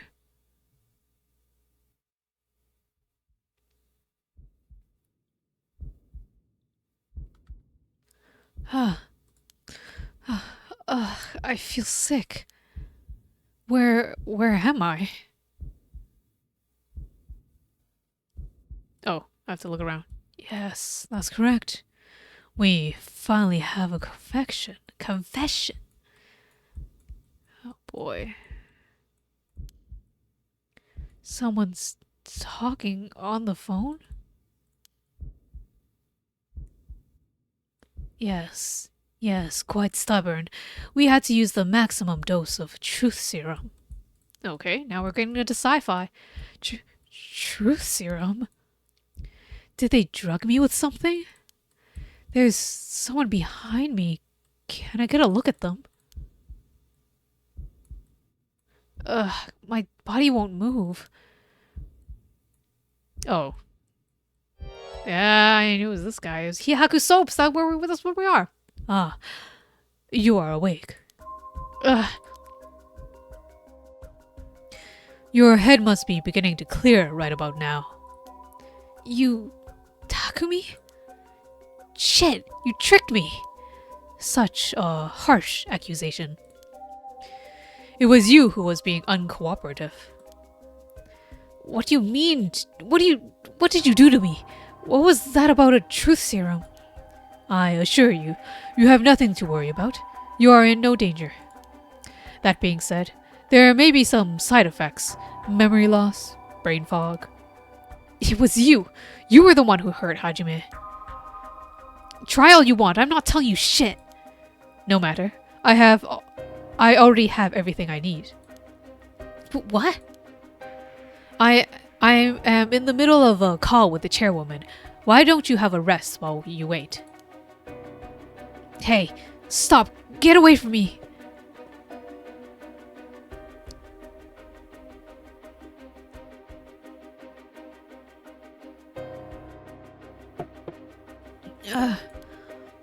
I'm still conscious, if only barely. Concentrate. Focus on Takumi. I need all the information I can glean from this conversation. Focus on Takumi's head to gather information. Okay.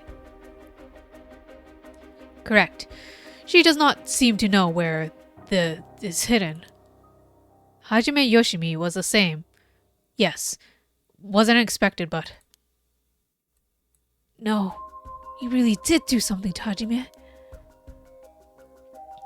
Damn it. I'm fading. Shake your head to stay awake. That was close. I have to keep listening. From Araishi. Yes, exactly as planned. As for EY, I expect, yes, as soon as possible. Araishi?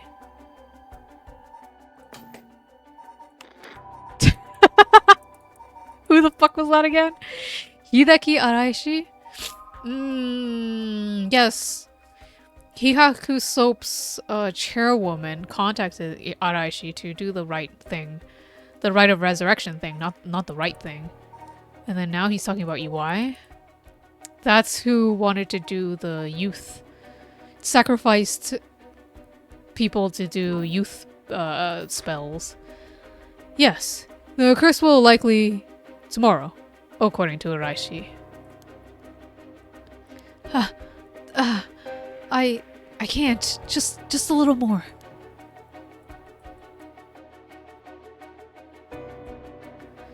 Yes, as long as we keep her in here, the curse will. Yes, she will certainly want to bring back her dead fiancé. That's why they did it? They killed her fiancé so she wanted to. Oh my god. Well, I mean, that's one way of producing stones. Why didn't they do that to like 9 separate people then?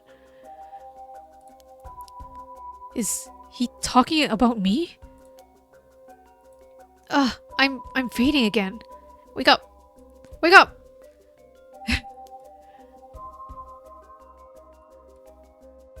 Wake up. Keep it together.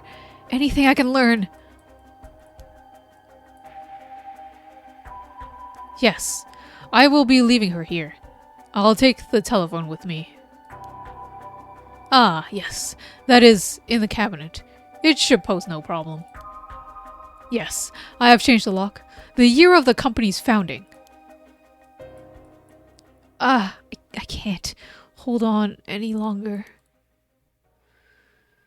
Year of the company's founding, I see. Gotta look at my files again.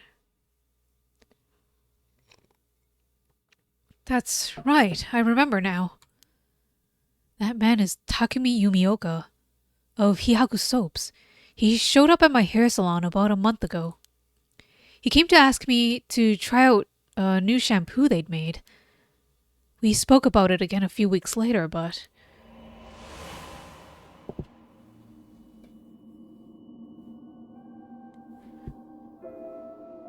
He suddenly started asking me about my fiancé. I remember thinking that was pretty weird. Hihaku is a huge company, so I tried to be polite and answered all his questions. He wanted to know what kind of family Hajime came from. If there was anything special about them, or if he was an heir or anything. I thought it was so strange I didn't give him any specifics.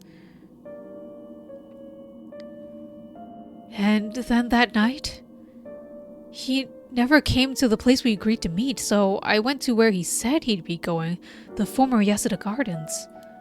And that's where I found his dead body. I was so distraught I just ran away. I didn't want to believe what I was seeing. After that, I decided to pull all my hopes in the rite of resurrection everyone was talking about. I searched desperately for anything I could find about the 7 mysteries of Honjo. And then... Takumi showed up again. He told me he knew something about how Hajime died. I thought I would just act interested in what he had to say, but I fell for it completely. Next thing I knew, I was locked up in this room. Pumped full of drugs and left here on the floor, barely even conscious. I spent the night dreaming of him, praying for the chance at the rite of resurrection. And at midnight last night, I got the curse of the beckoning light. Between the drugs and the curse, I passed out. That must be why I lost my memory. But now, I remember everything. It was Hihaku. They went after Hajime. They put me here. Mayu is a beautician and fiancé of Hajime Yoshimi, the police officer with the Sumida Police Department. Mayu was abducted by Takumi Yumioka and the other employees of Hihaku Soaps and held captive in the basement of an abandoned factory. Following an interrogation intended to extract information about Hajime Yoshimi, she was left there, where she later received the beckoning light curse. During her school years, Mayu was the second in command of an all-female gang. She was known for having a glare so fierce it could silence a crying child. It was during this time that she met Hajime Yoshimi, a member of a rival gang. Oh my gosh, enemies to lovers! At some point during the countless clashes between their gangs, the two fell into a peculiar romantic relationship. Although their taste in food, clothing, TV, and movies could not be more opposite, they maintained a comfortable union by staying out of each other's hobbies.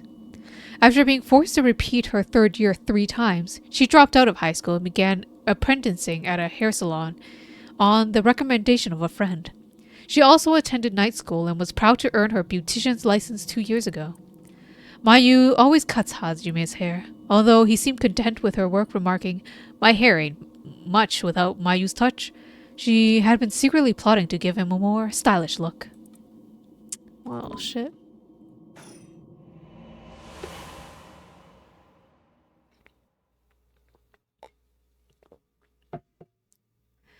But why did they have to kill him? Was that Hihaku's doing? What could they have wanted with him? I knew this job was dangerous, but why would a company like that go after an officer in the juvenile division? Ah, I get it now. All that about the shampoo was just to get to Hajime.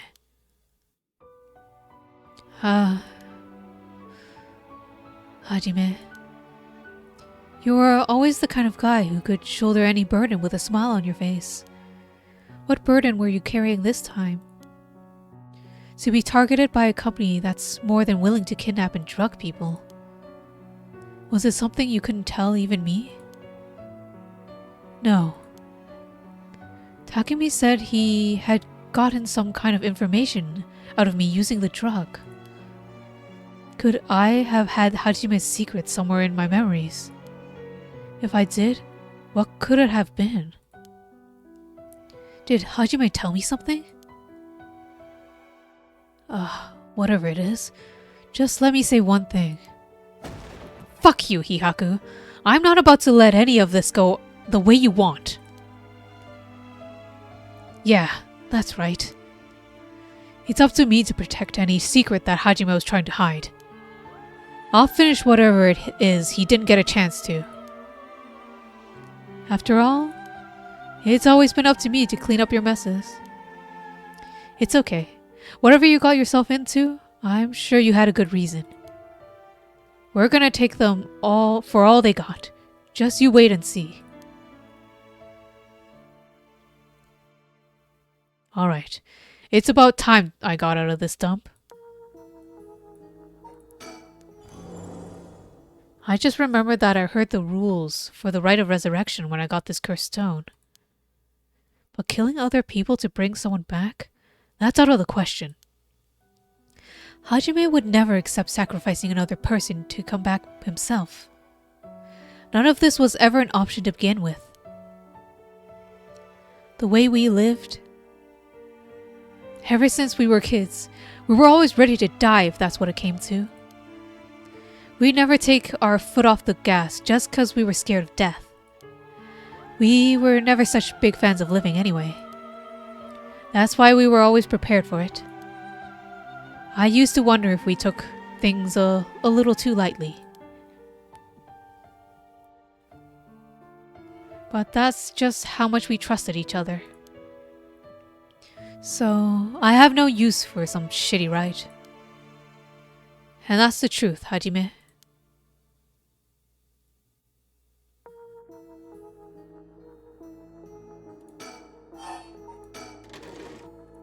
Give me the sticker!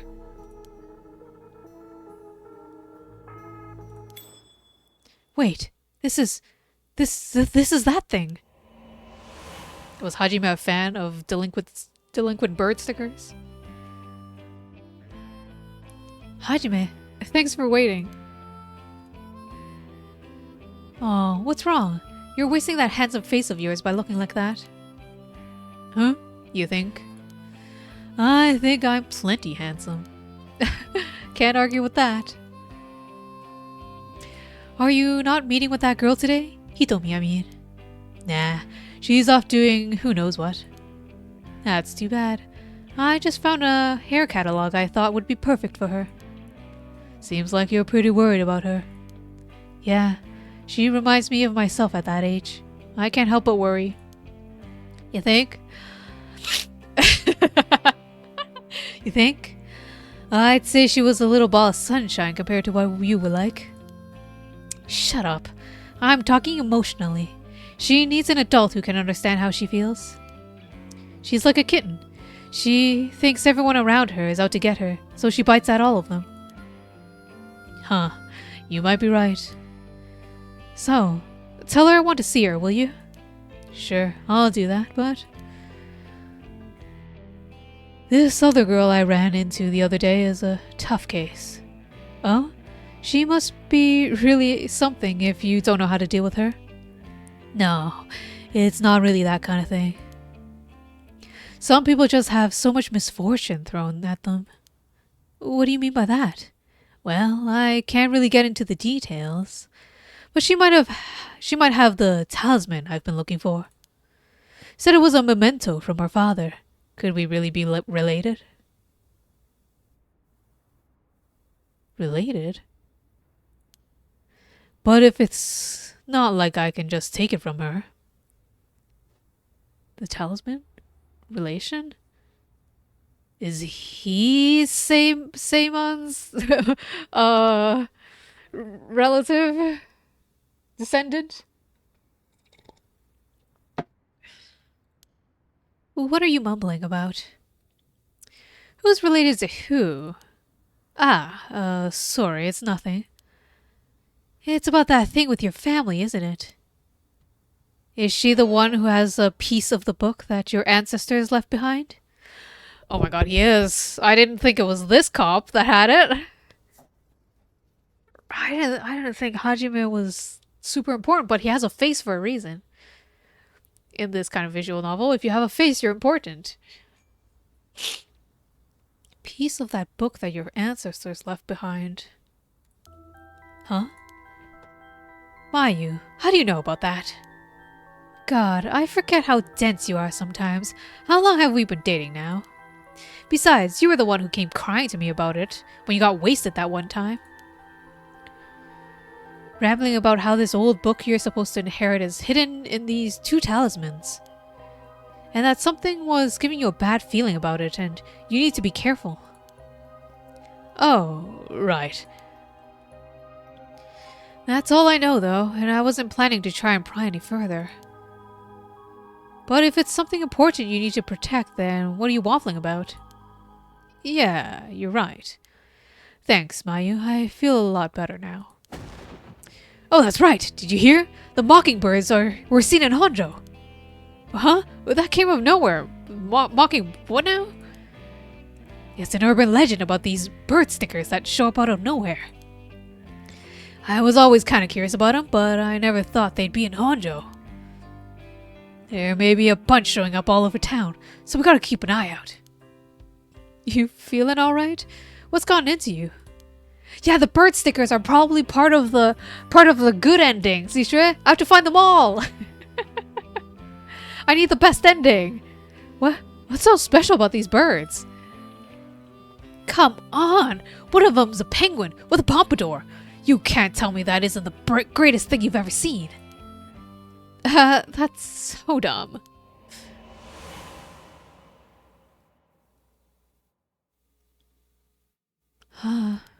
That's right. He was trying to protect something left to him. Could that be the information that Hihaku wanted? Yay! That looks a lot like Hajime. Pompadour penguin.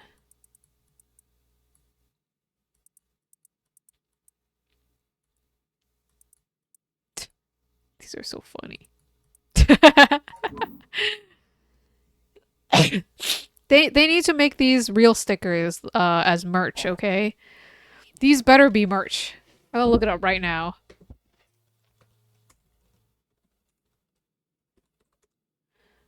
Mockingbird stickers. There's probably a guide to how to find them all. Can I buy the stickers somewhere? They were sold up. They were sold as a pop-up.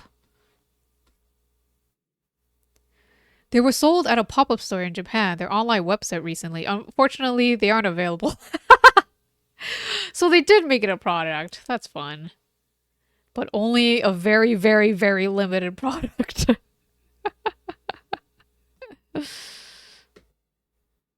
Thank you, person on Reddit.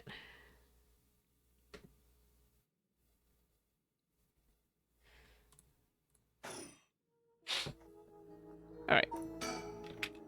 On that note, Takumi was using a telephone earlier. He may have taken the phone with him, but now I know that this place is on the network. If I can find a way to contact someone on the outside, I could call for help. Takumi was also talking about something he did in here. Yes, yes, yes. What else can we look at now that it's bright?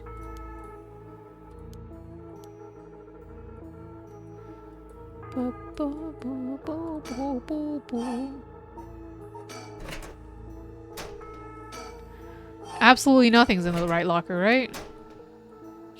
Wait.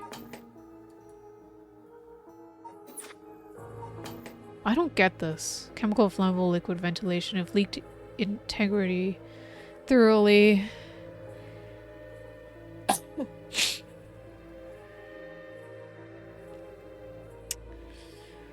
Huh. Well, oh, wait. I need to look for something. I need to know about Hyaku soaps and when they were started. Not started. You know what I mean. Founded. Established in the, established after the war in 1946. 1946.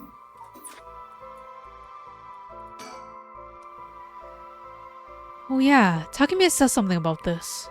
He said he put something in here and locked it. So, there's probably something in here. Should I try my luck with the lock? Okay, the first number from the left. Now the second. The third. And the last. Well? Yes, it opened. Huh? How did the year Hyaku was established suddenly appear in my mind? Oh no, they're gaining sentience. I had an idea when it might have been, but did I really get that lucky? Now that I think about it, there's something definitely different in the air here. I'm the curse. Is it the effect of another side effect of the drug or something else? Well, it doesn't matter right now. I should see what's in here. I have a feeling that somebody's reading my thoughts right now.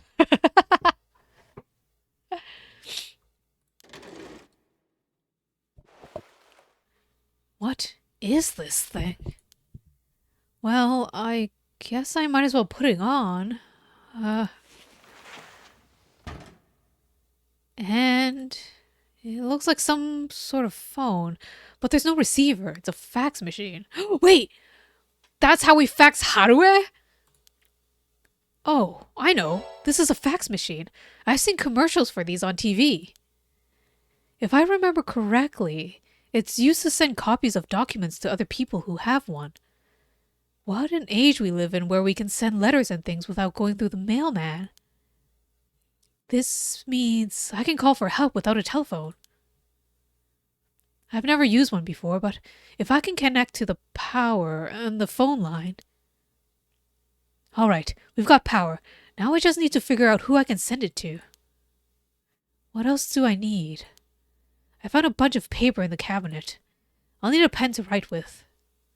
And I'll need a phone number for the fax machine to send this to. What am I gonna do about that? I know Harué has a fax machine, and that's where we're gonna use it.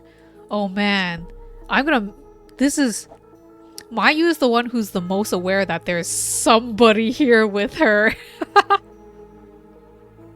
Like, why is that in my mind?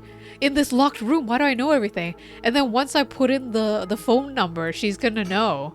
She's gonna know, like, how the fuck did I have that phone number in my head?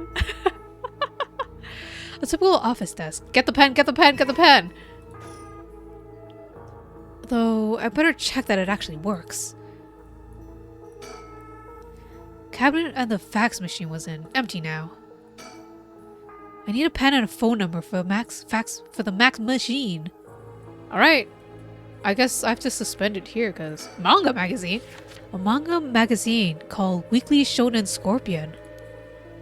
I think Hajime used to read this. Even at his age, he liked the series about delinquents. No, not the time to get caught up reminiscing. Oh, I thought it would have like a phone number.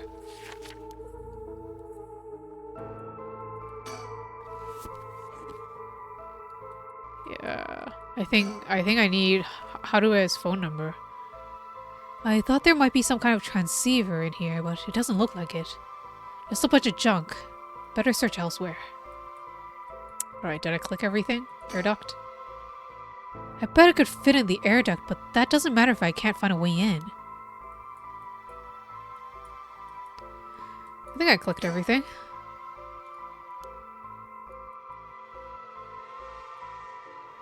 Man.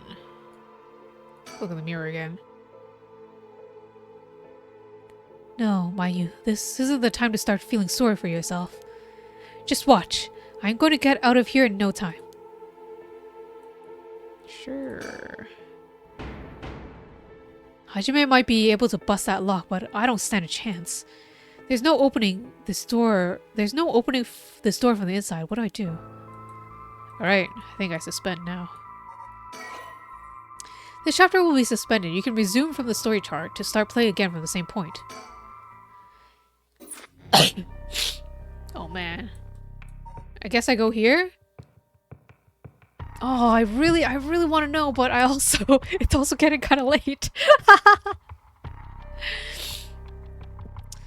Oh gosh. It's I want to solve the puzzles. The puzzles. But I won't wear myself out, okay? So, let's stop for right now. Remember to not save over Michio. Puzzles! And let's select a story. It's gonna be a weird bedtime story this time. Are you guys ready for a weird bedtime story?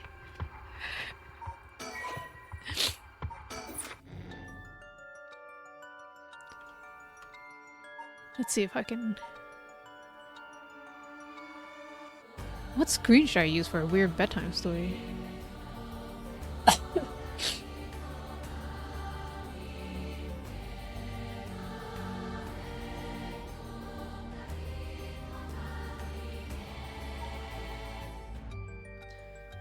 Get some appropriate background music to go.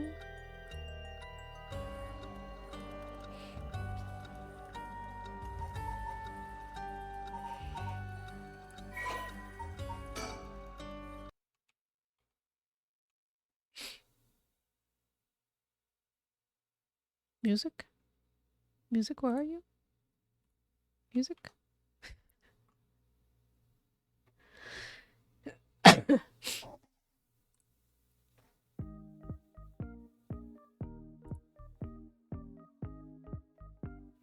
I know it says be right back. Not anymore. I need a book reading screen.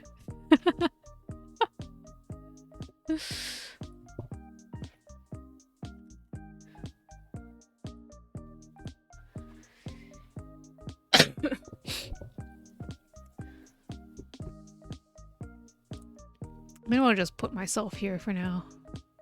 This will be my book reading screen.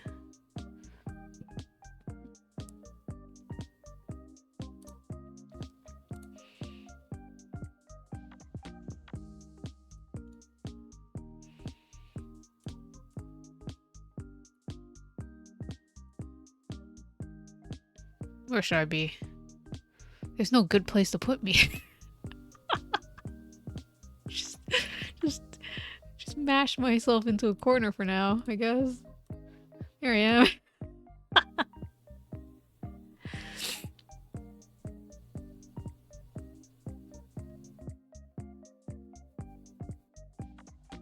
Alright, weird story time.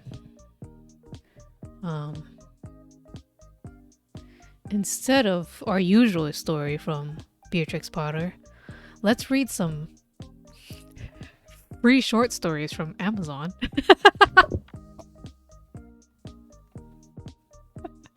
I won't be able to finish it because they're like 50 pages. 50 real pages. 50 novel pages. All right, which one's a short story?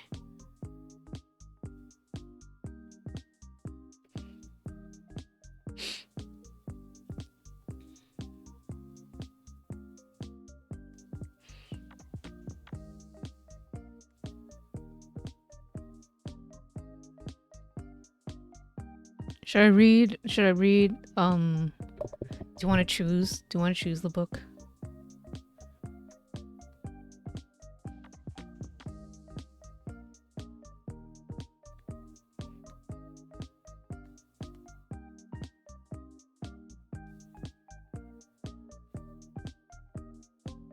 How? I'll read the blurb. I'll read the blurb of a couple of stories and then you can choose. Do you want to choose, Cishre?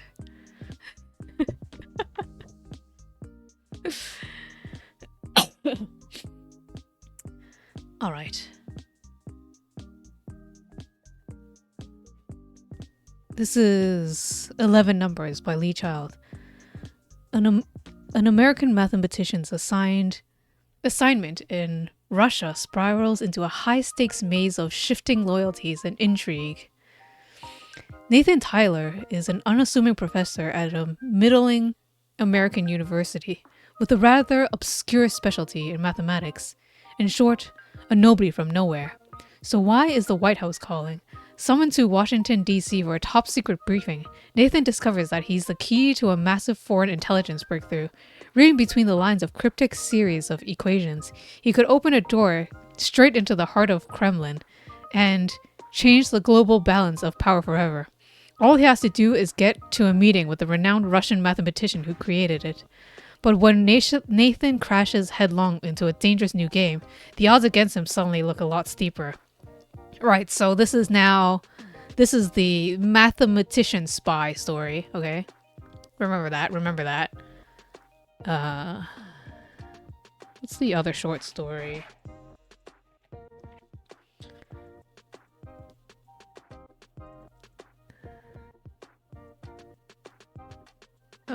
Where's the about page for this one? This one is Abscond by Bram Verghese. Fate challenges a boy to find his place in the world in a powerful short story by Abraham Verghese. I'm sorry if I said your name wrong. It is a New Jersey summer in 1967, and 13-year-old Ravi Ramanathan, I don't know, has the makings of a tennis prodigy. His surgeon father encourages his ambition, while his mother dreams of their only child following his father's path. Surrounded by his parents' love, Ravi chafes a bit at their daily routines and little traditions. Then, one unexpected day, everything changes. Realizing how much he took for granted, Ravi must grow up overnight and find a new role in the life of his family. I'm not sure if I want to read this one. This one seems too serious. But tennis prodigy, that's one. Is this one a short story? Oh. This one's a short story. This one's, I think, spies. No. Okay. Last one. This is a romance. A heartwarming meet-cute short story from Sunday Times best-selling author of The Christmas Bookshop. It's called The Christmas Book Hunt by Jenny Colgan. A Christmas mission. Mirren's beloved great-aunt Violet is seriously ill. Her one Christmas wish is to be reunited with a long-lost hand-illustrated book from her childhood, a challenge Mirren gladly accepts to give Violet some much-needed festive cheer. An enchanting journey. With no sign of the cherished volume online, Mirren falls into the fascinating world of rare books. From London to Snow, Hay on the Wye, and Edinburgh's cobbled streets, she chases leads from bookshop to bookshops and bumps into mysterious, charming Theo, who, unbeknownst to her, is searching for the same book for reasons of his own. Is the start of a new chapter? As the two join forces to track the book down before time runs out for Violet, will Mirren find her Christmas miracle and maybe even kiss under the mistletoe? So, do we want to read Christmas Hallmark movie or Math Spies? Do I have another one? Oh, this is another one. Oh god, I have too many. I have too many short stories that I have not read. I've not read any of these, by the way. This one I also wanted to. This one's also like a thriller, I think. Okay, it's got 3.5 stars. I should have mentioned how many stars these had on Amazon. The Sublet, a short story by Greer Hendricks. Anne is barely keeping it together, a frazzled ghostwriter and an aspiring novelist. She juggles 9-year-old twins and a listless marriage from an overcrowded Manhattan apartment, spreading herself thinner each day. Just as Anne is about to give up on her dreams, she lands her biggest client yet, Melody Wells. Melody paints a picture of serenity and empowerment in the lavender haze of her visualization workshops. However, the one thing she can't manifest are the pages her publisher is demanding for her new motivational book. Enter Anne. As Melody invites Anne deeper into her magical world, Anne finds herself working impossibly long days and traveling far beyond her comfort zone. When Melody passes along a lead on a spacious sublet, complete with East River views, built-in closets, and 3 bedrooms, Anne can't believe her luck. Melody seems to know just what her family needs, but as small unsettling incidents begin to accumulate, Anne starts to wonder what price she's willing to pay for a good life. So, it's, I guess Seashore wants spies. It's spies or ghostwriter now? Seashore, which one?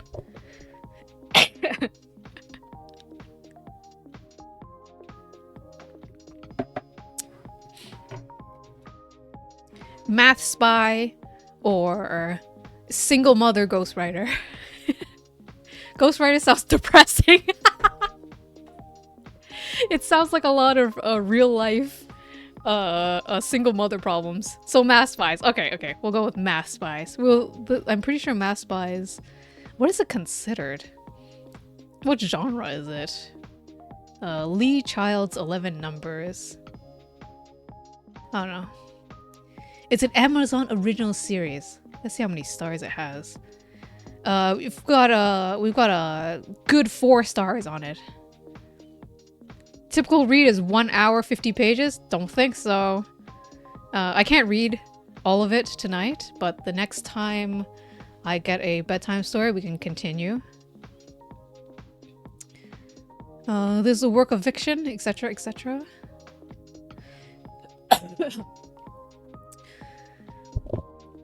I read enough for... I hope I can go for like half an hour or something. Nathan Tyler was warned 3 times on the morning of his departure. The first time was by email. He read the message on his phone before he got out of bed. It was from the airline. The words were boxed inside the same cheerful graphic as the meal selection and the Wi-Fi options the day before. But now the tone was dour. The State Department has determined that due to escalating international tensions, travel to your destination may not be safe and is not advised. Then, as if concerned or pretending to be, the airline had added, passengers wishing to change, delay, or cancel their plans may do so at no additional cost. The second warning was the exact same thing. From the airline again, but this time by text message, 30 minutes later, with Tyler already showered and on his second cup of coffee. The State Department, the same words, but no graphic glamour this time, just black letters on gray block. May not be safe and is not advised. The third warning was a live phone call, not from the government, but from Tyler's head of department at the university. Once a mentor, now a friend, but still his boss. His name was Ferguson, and he said, "You must be crazy," Tyler said. "It's a math conference in Moscow." "Well, that's where it is this year." "So, go next year. You never went before. Why make this your first time?" Because they're doing good work there, and some of them won't travel. You know how it is. Where else will I get the chance to meet them? It's dangerous. You went to a conference in Moscow. You wrote a paper about it. It was safe back then. Russians respect math, Tyler said. They value it. They revere it deep down. That was your conclusion. So it doesn't matter what else is going on. The conference will be a little island of common sense amid all the bullshit. Plus, I'm a nobody from nowhere. No one will notice me. I bet they don't even bug my room. They'll save that for the guys from Stanford and MIT. This isn't a joke. Tyler paused a beat. I know, he said. I watched the news. The timing's not ideal, I agree, but this is math. It's a hotel full of rational people. Nothing bad will happen. You sound like you're trying to convince yourself, Ferguson said. In fact, Tyler had been trying to convince himself for a whole week, more or less. Exactly to the minute, 7 days before, he was out of the shower, on his second cup of coffee, when his phone rang. On the line was the chief of public safety at the university, their own police department, bigger than the neighboring towns, the top dog on the phone. She asked, "Is this Professor Tyler?" He confirmed it was, and she told him she had a caller on the line, someone who wanted to speak with him urgently. She said she had followed all the verification protocols required by the university, and she was satisfied the caller was genuine. Tyler asked, "Who is it?"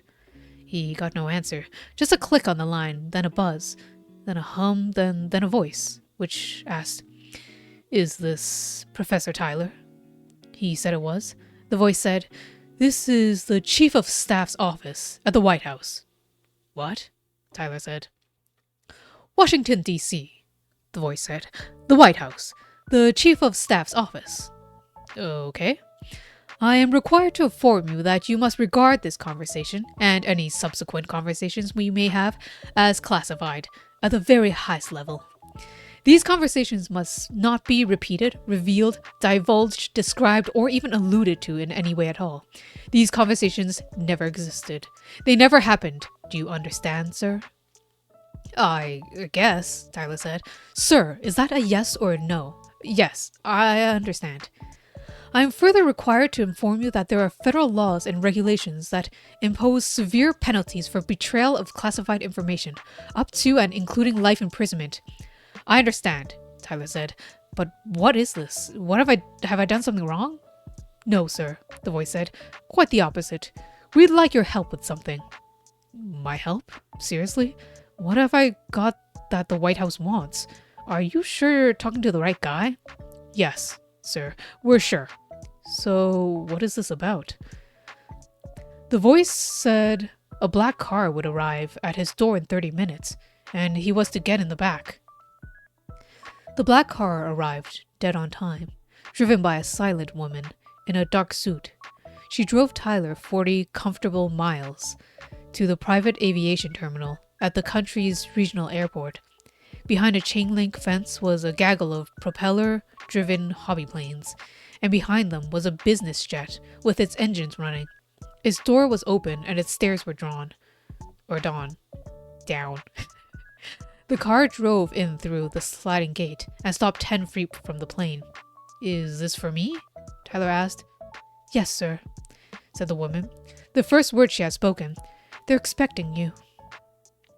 Tyler climbed out of the car and walked to the stairs. 3 paces, he stepped up.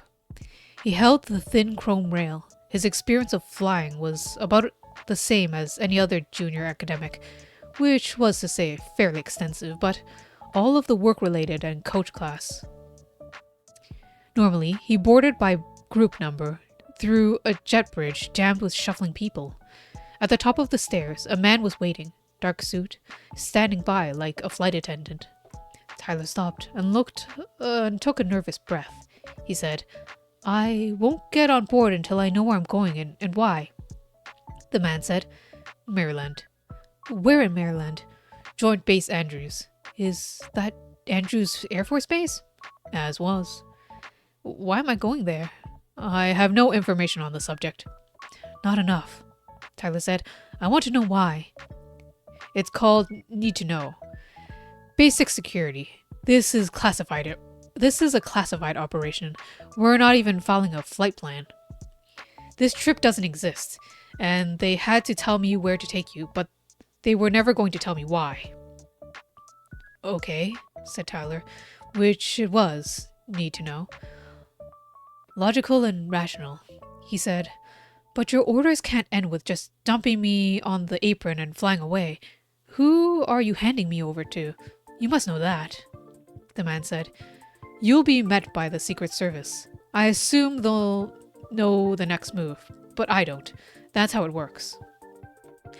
Tyler took a seat, and the man who hadn't really answered his questions hauled the stairs up, leaned on levers until the door sucked shut with a pressure Tyler felt in his ears.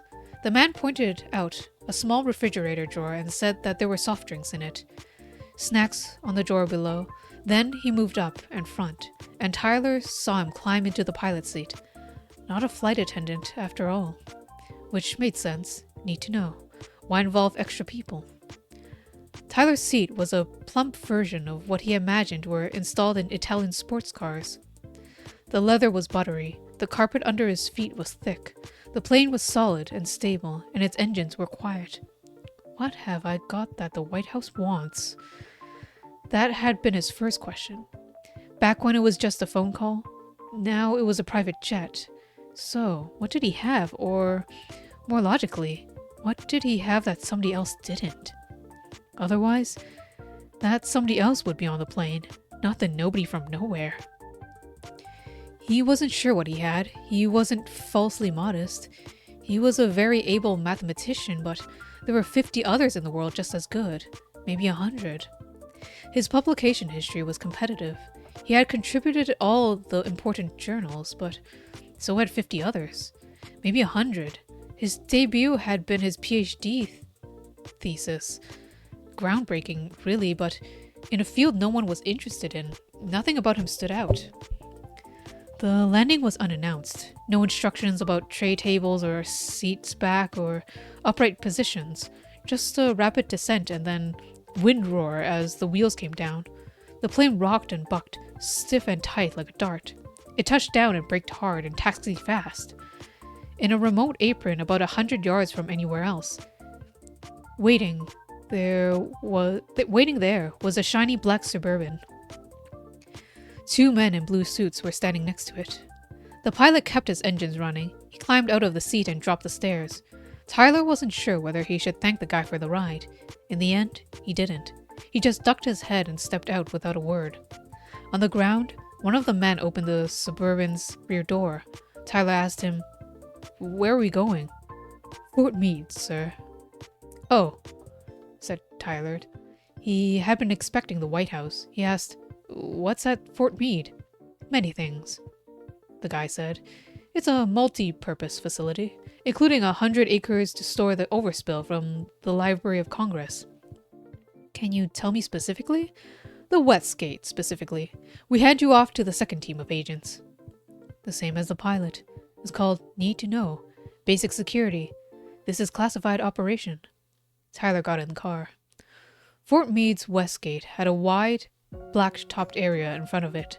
Waiting there was a black Suburban, identical to the example Tyler had riding in. He got out of one and into the other. There were 2 men in the front of the new vehicle, wearing blue suits like the first pair, but with earpieces and curly wires running under their collars. They pulled up to a security booth, and the driver showed a pass. A striped barrier rose up, and they drove on through. "Where are we going?" Tyler asked, not expecting an answer, but he got one. The driver pointed ahead. A huge black building stood alone in the endless parking lot. "What's that?" "NSA," the driver said. "The National Security Agency. They record people's phone calls, among other things. Is this about some call I made?" "No, sir. We were briefed that you're here to assess with a project." What project?" "Clearly something important," the driver said. "I was supposed to play golf today." They parked at an inconspicuous personnel's entrance, set in an otherwise blank wall. This time, Tyler was not handed off like a courier package. The 2 agents got out with him and escorted him inside, where he was asked to step through a metal detector and submit a pat-down search. He did the first and said yes to the second, and then the agents led him onwards through a long white corridor to a wide, low space that hummed with complex equipment. The lighting was dim, the air was cold, AC on max, like a server farm. Dead ahead, in the end wall, was a set of double doors, with an agent on the left and another on the right, both standing easy, relaxed but still threatening, guarding some kind of inner sanctum beyond them. Tyler was led in their direction. One of them said into his cuff, "Professor Tyler is here." The answer on the earpieces must have been sent him right in, because the agent on the left opened the left-hand door, and the agent on the right opened the right-hand door, as if choreographed. Like a royal house in Europe, all 4 agents stayed outside. Tyler stepped inside. The doors closed behind him.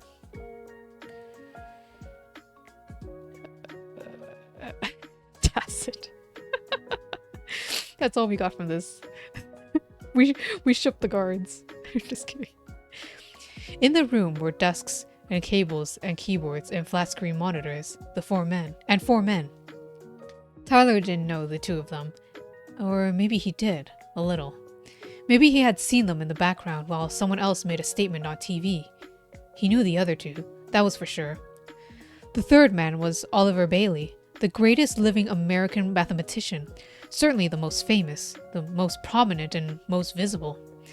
The go-to guy, not that anyone went to mathematics very often, but if they did, or mathematicians very often, but if they did, Bailey was their man.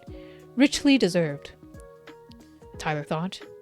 Justified by a spectacular body of work across an absurdly wide range of interests.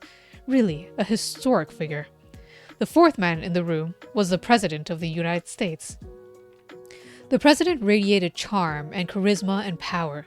He stepped over to where Tyler was standing and said, "I'm Jacob Ramsey," which was unnecessary because Tyler knew his name. The whole world knew. Ramsey said, "We appreciate that you being here, Professor," and held out his hand. Tyler shook it, numb. Then Ramsey made the introductions. He pointed and said, "John McGinn, my National Security Advisor. Matthew Cash, the NSA Director, and I'm sure you already know Professor Bailey. He's in the same line of work as you." Tyler said, "I know of him, of course. It's a pleasure to meet face to face." "The pleasure's all mine," Bailey said, a confident voice. "Famous, prominent, visible. I'm an admirer. I read your PhD thesis." "Really?" was all Tyler could say. "I was impressed," Bailey said. "I have my own copy. I like to dip into it from time to time." "Really?" Tyler said again. President Ramsey said, "Let's get down to business." To defeat the Huns? "Time is of the essence here. Last night, these 3 people in this room knew a secret that nobody else in the world knew. This morning, I became the 4th person to know.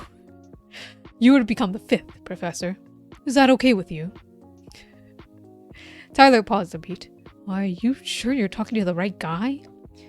He said, "Honestly, sure. I'm not sure what I could contribute to that, to a thing like that." From across the room, Oliver Bailey said, "Come, Take a look at this. Tyler glanced at the president as if for permission, and Ramsey nodded as if granting it. They stepped over together. Tyler sat down in front of a monitor. The others gathered behind him in a tight semicircle. Tyler breathed in. The President of the United States, the National Security Advisor, the NSA Director, all watching him. Plus Oliver goddamn Bailey. On the screen was a long sequence of mathematical equations, one after the other, like sentences in a story. Simple, declarative statements, each leading to the next. Clean, elegant, polished, logical. Tyler scrolled onwards. Suddenly, the math got complicated. There was an unknown 8-figure value and 2 side chain thickets, one feeding the other, before looping back to the main flow and creating a binary choke point. 1 or 0, yes or no. It's a computer security algorithm, Tyler said. The unknown 8 figures are the password. The first side chain determines correct or incorrect. The second gives you 3 attempts. The choke point locks you in or locks you out. Excellent, Oliver Bailey said from behind him. How would you rate it? Marks out of 10. It's strong. It's sturdy, no nonsense. A little mannered. Slightly old-fashioned. It's elegant, but within limits. Reliability comes first. The password is obviously all numbers, with 3 attempts permitted. Random hacking gives a 0.50% chance of success. So, it's lean and efficient. It's a good piece of work. Who did it? Tyler started over at the top. The beginning of the story. Once upon a time. Lit majors could tell Faulkner from Hemingway. Same for mathematicians. Math was abstract and eternal, unchanging, discovered, not invented, but when human beings used it, they always left a fingerprint. Not exactly a voice like literature, more like an x-ray of the way someone's mind worked, the cogs and gears. Tyler took a breath. He said, I think it's Russian. Bailey asked, any Russians in particular? Tyler took a deep breath. A little mannered, slightly old-fashioned. He said, I think it's Arkady Suslov. Arkady Suslov. We'll go with that.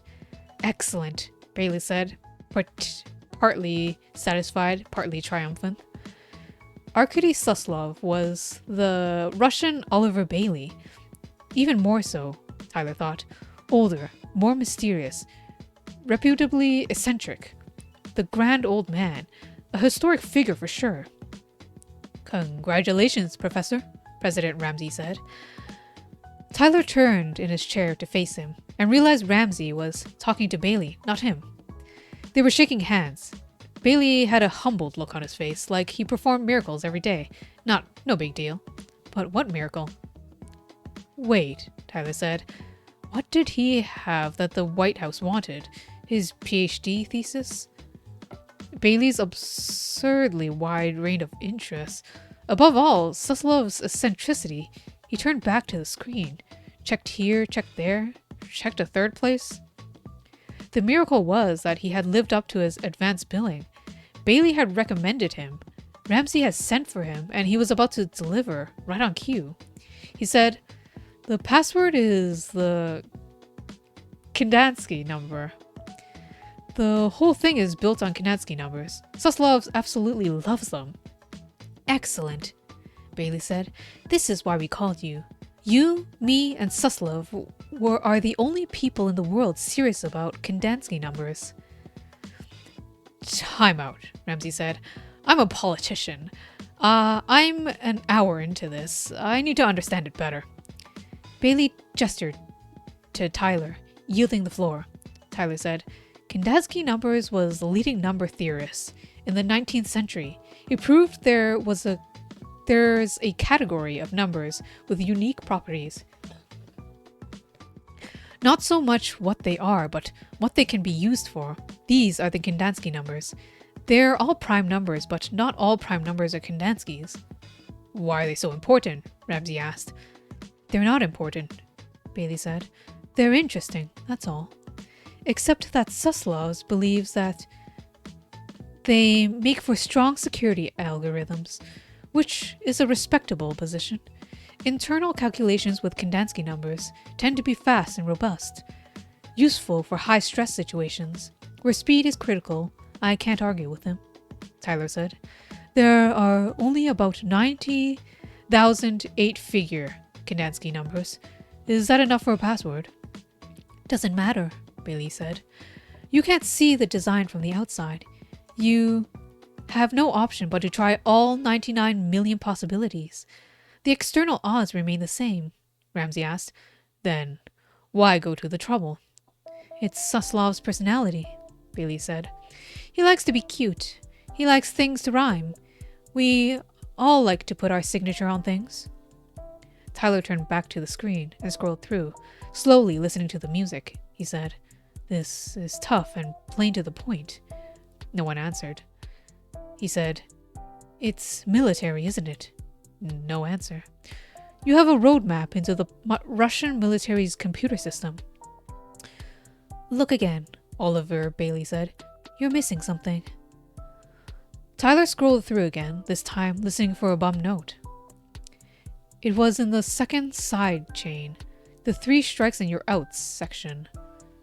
There was an ambiguity.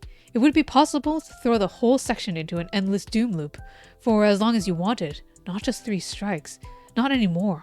You could have many strikes as you needed. Sooner or later, you would hit it right. You could have 90,000 strikes.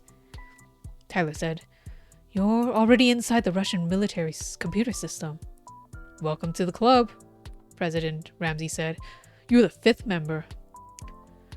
Show him what we found in there, the National Security Advisor said. Show him why we brought him here. What they had found in there was displayed on another screen. Another long sequence of equations, like the next level in an ancient computer game.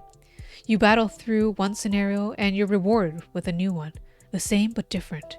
It was the same in that it was another security algorithm, the same mind behind it, clean, robust, logical. Nothing fancy, plain to the point. It controlled access to a separate, isolated quadrant of the network. Same kind of large and important subgroup. It was different in 2 ways. The passcode was 9 digits long, not 8. And there was no second side chain. You didn't get 3 attempts, you got 1 try only. And if you got it wrong, the whole operating system would shut down and replace itself with new code, which the NSA didn't have and couldn't get. Tyler pushed back from the screen. The first algorithm was like the front door of the house, solid and sturdy. Locked and bolted. But you broke through it and walked down the hallway and found the second algorithm, which was like a safe bolted to the floor in the corner of the kitchen, with a 9-digit keypad and an enter button, and it would either click open or blow up, and you with it. Tyler said, The 9 figures make no sense. Why not? Ramsey asked. Exponentially more choices than 8 figures. No, sir. There are only 11 9-figure Kandansky numbers. 11? How's that possible? Math is weird. Maybe this time Mr. Suslov isn't using the Kandansky number for the passcode. My first thought, Oliver Bailey said. But no. Suslov gets fixated on things. He wants it neat and tidy. The bag must match the shoes. If the passcode wasn't a Kandansky number, none of it would be. And it is, all the way through. Then, how do you explain the security implications of just 11 passcodes options? I believe Mr. McGinn has an answer. Ramsey looked at McGinn, his national security advisor, who said, The 8-figure algorithm is general issue field equipment. The 9-figure algorithm is private. Our intelligence suggests it's inside a device in a secure room somewhere underneath the Kremlin. Locked door, guards outside. It doesn't really need security. The passcode is ceremonial and cute, I guess. There are 11 time zones in Russia. There are 11 people in the inner community, or whatever. It's Suslov's private joke. The room went quiet. Just the hum of electricity and the hiss of air. In the silence, Tyler asked, Why underneath the Kremlin? And what is the algorithm guarding? The first one no one answered, as if words didn't work. Then Ramsey said, control of the Russian nuclear arsenal.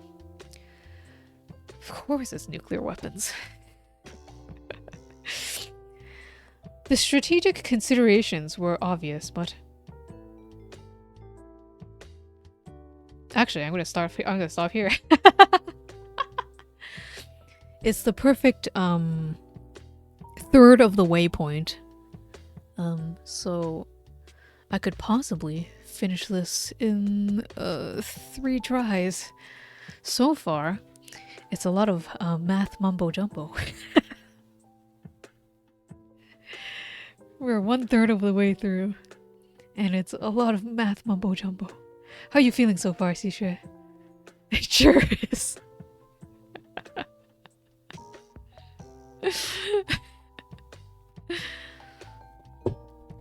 Oh, always, Ikaru. I hope we dream of not math, okay? unless that's what makes you sleepy, which is okay. At least it's easy to read, I think. It's a lot of math mumbo jumbo, but it's easy to read. It's basically, okay, look. They're writing math like it's a magical it's like a magical thing. So I'm like, it's okay. Math was once my specialty.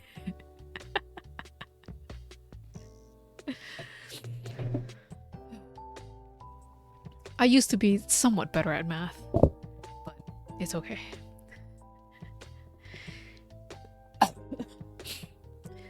Hopefully we all dream of sleepy math, okay? And we can all sleep better with mumbo jumbo math, algorithms and equations and second branches and Kandinsky numbers. You know, sometimes some books feel like the author really got fixated on one thing and they had to write about it. This is it. Let me tell you, a little audiobook that I started listening to while I work. I think the author got really into Proverbs because they could not stop telling about it. It is their passion. And it actually slows down the story and is getting annoying. Not proverbs, but like sayings, you know?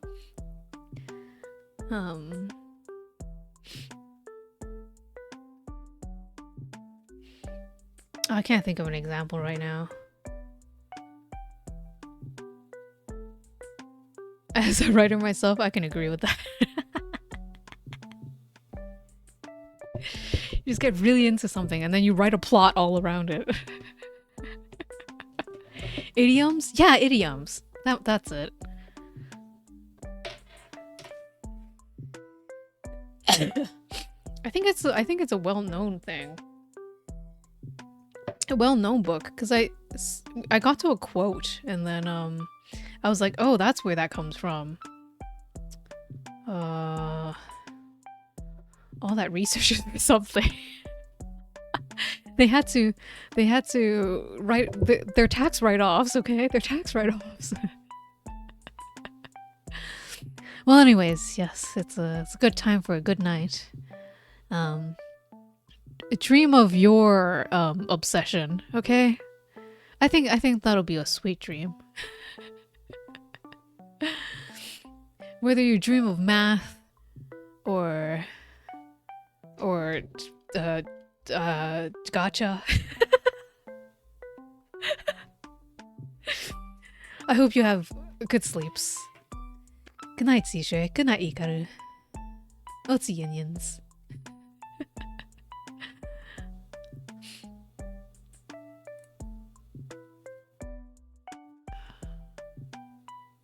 Good night. Oh, I'm still here. I'm not supposed to be here. Good night.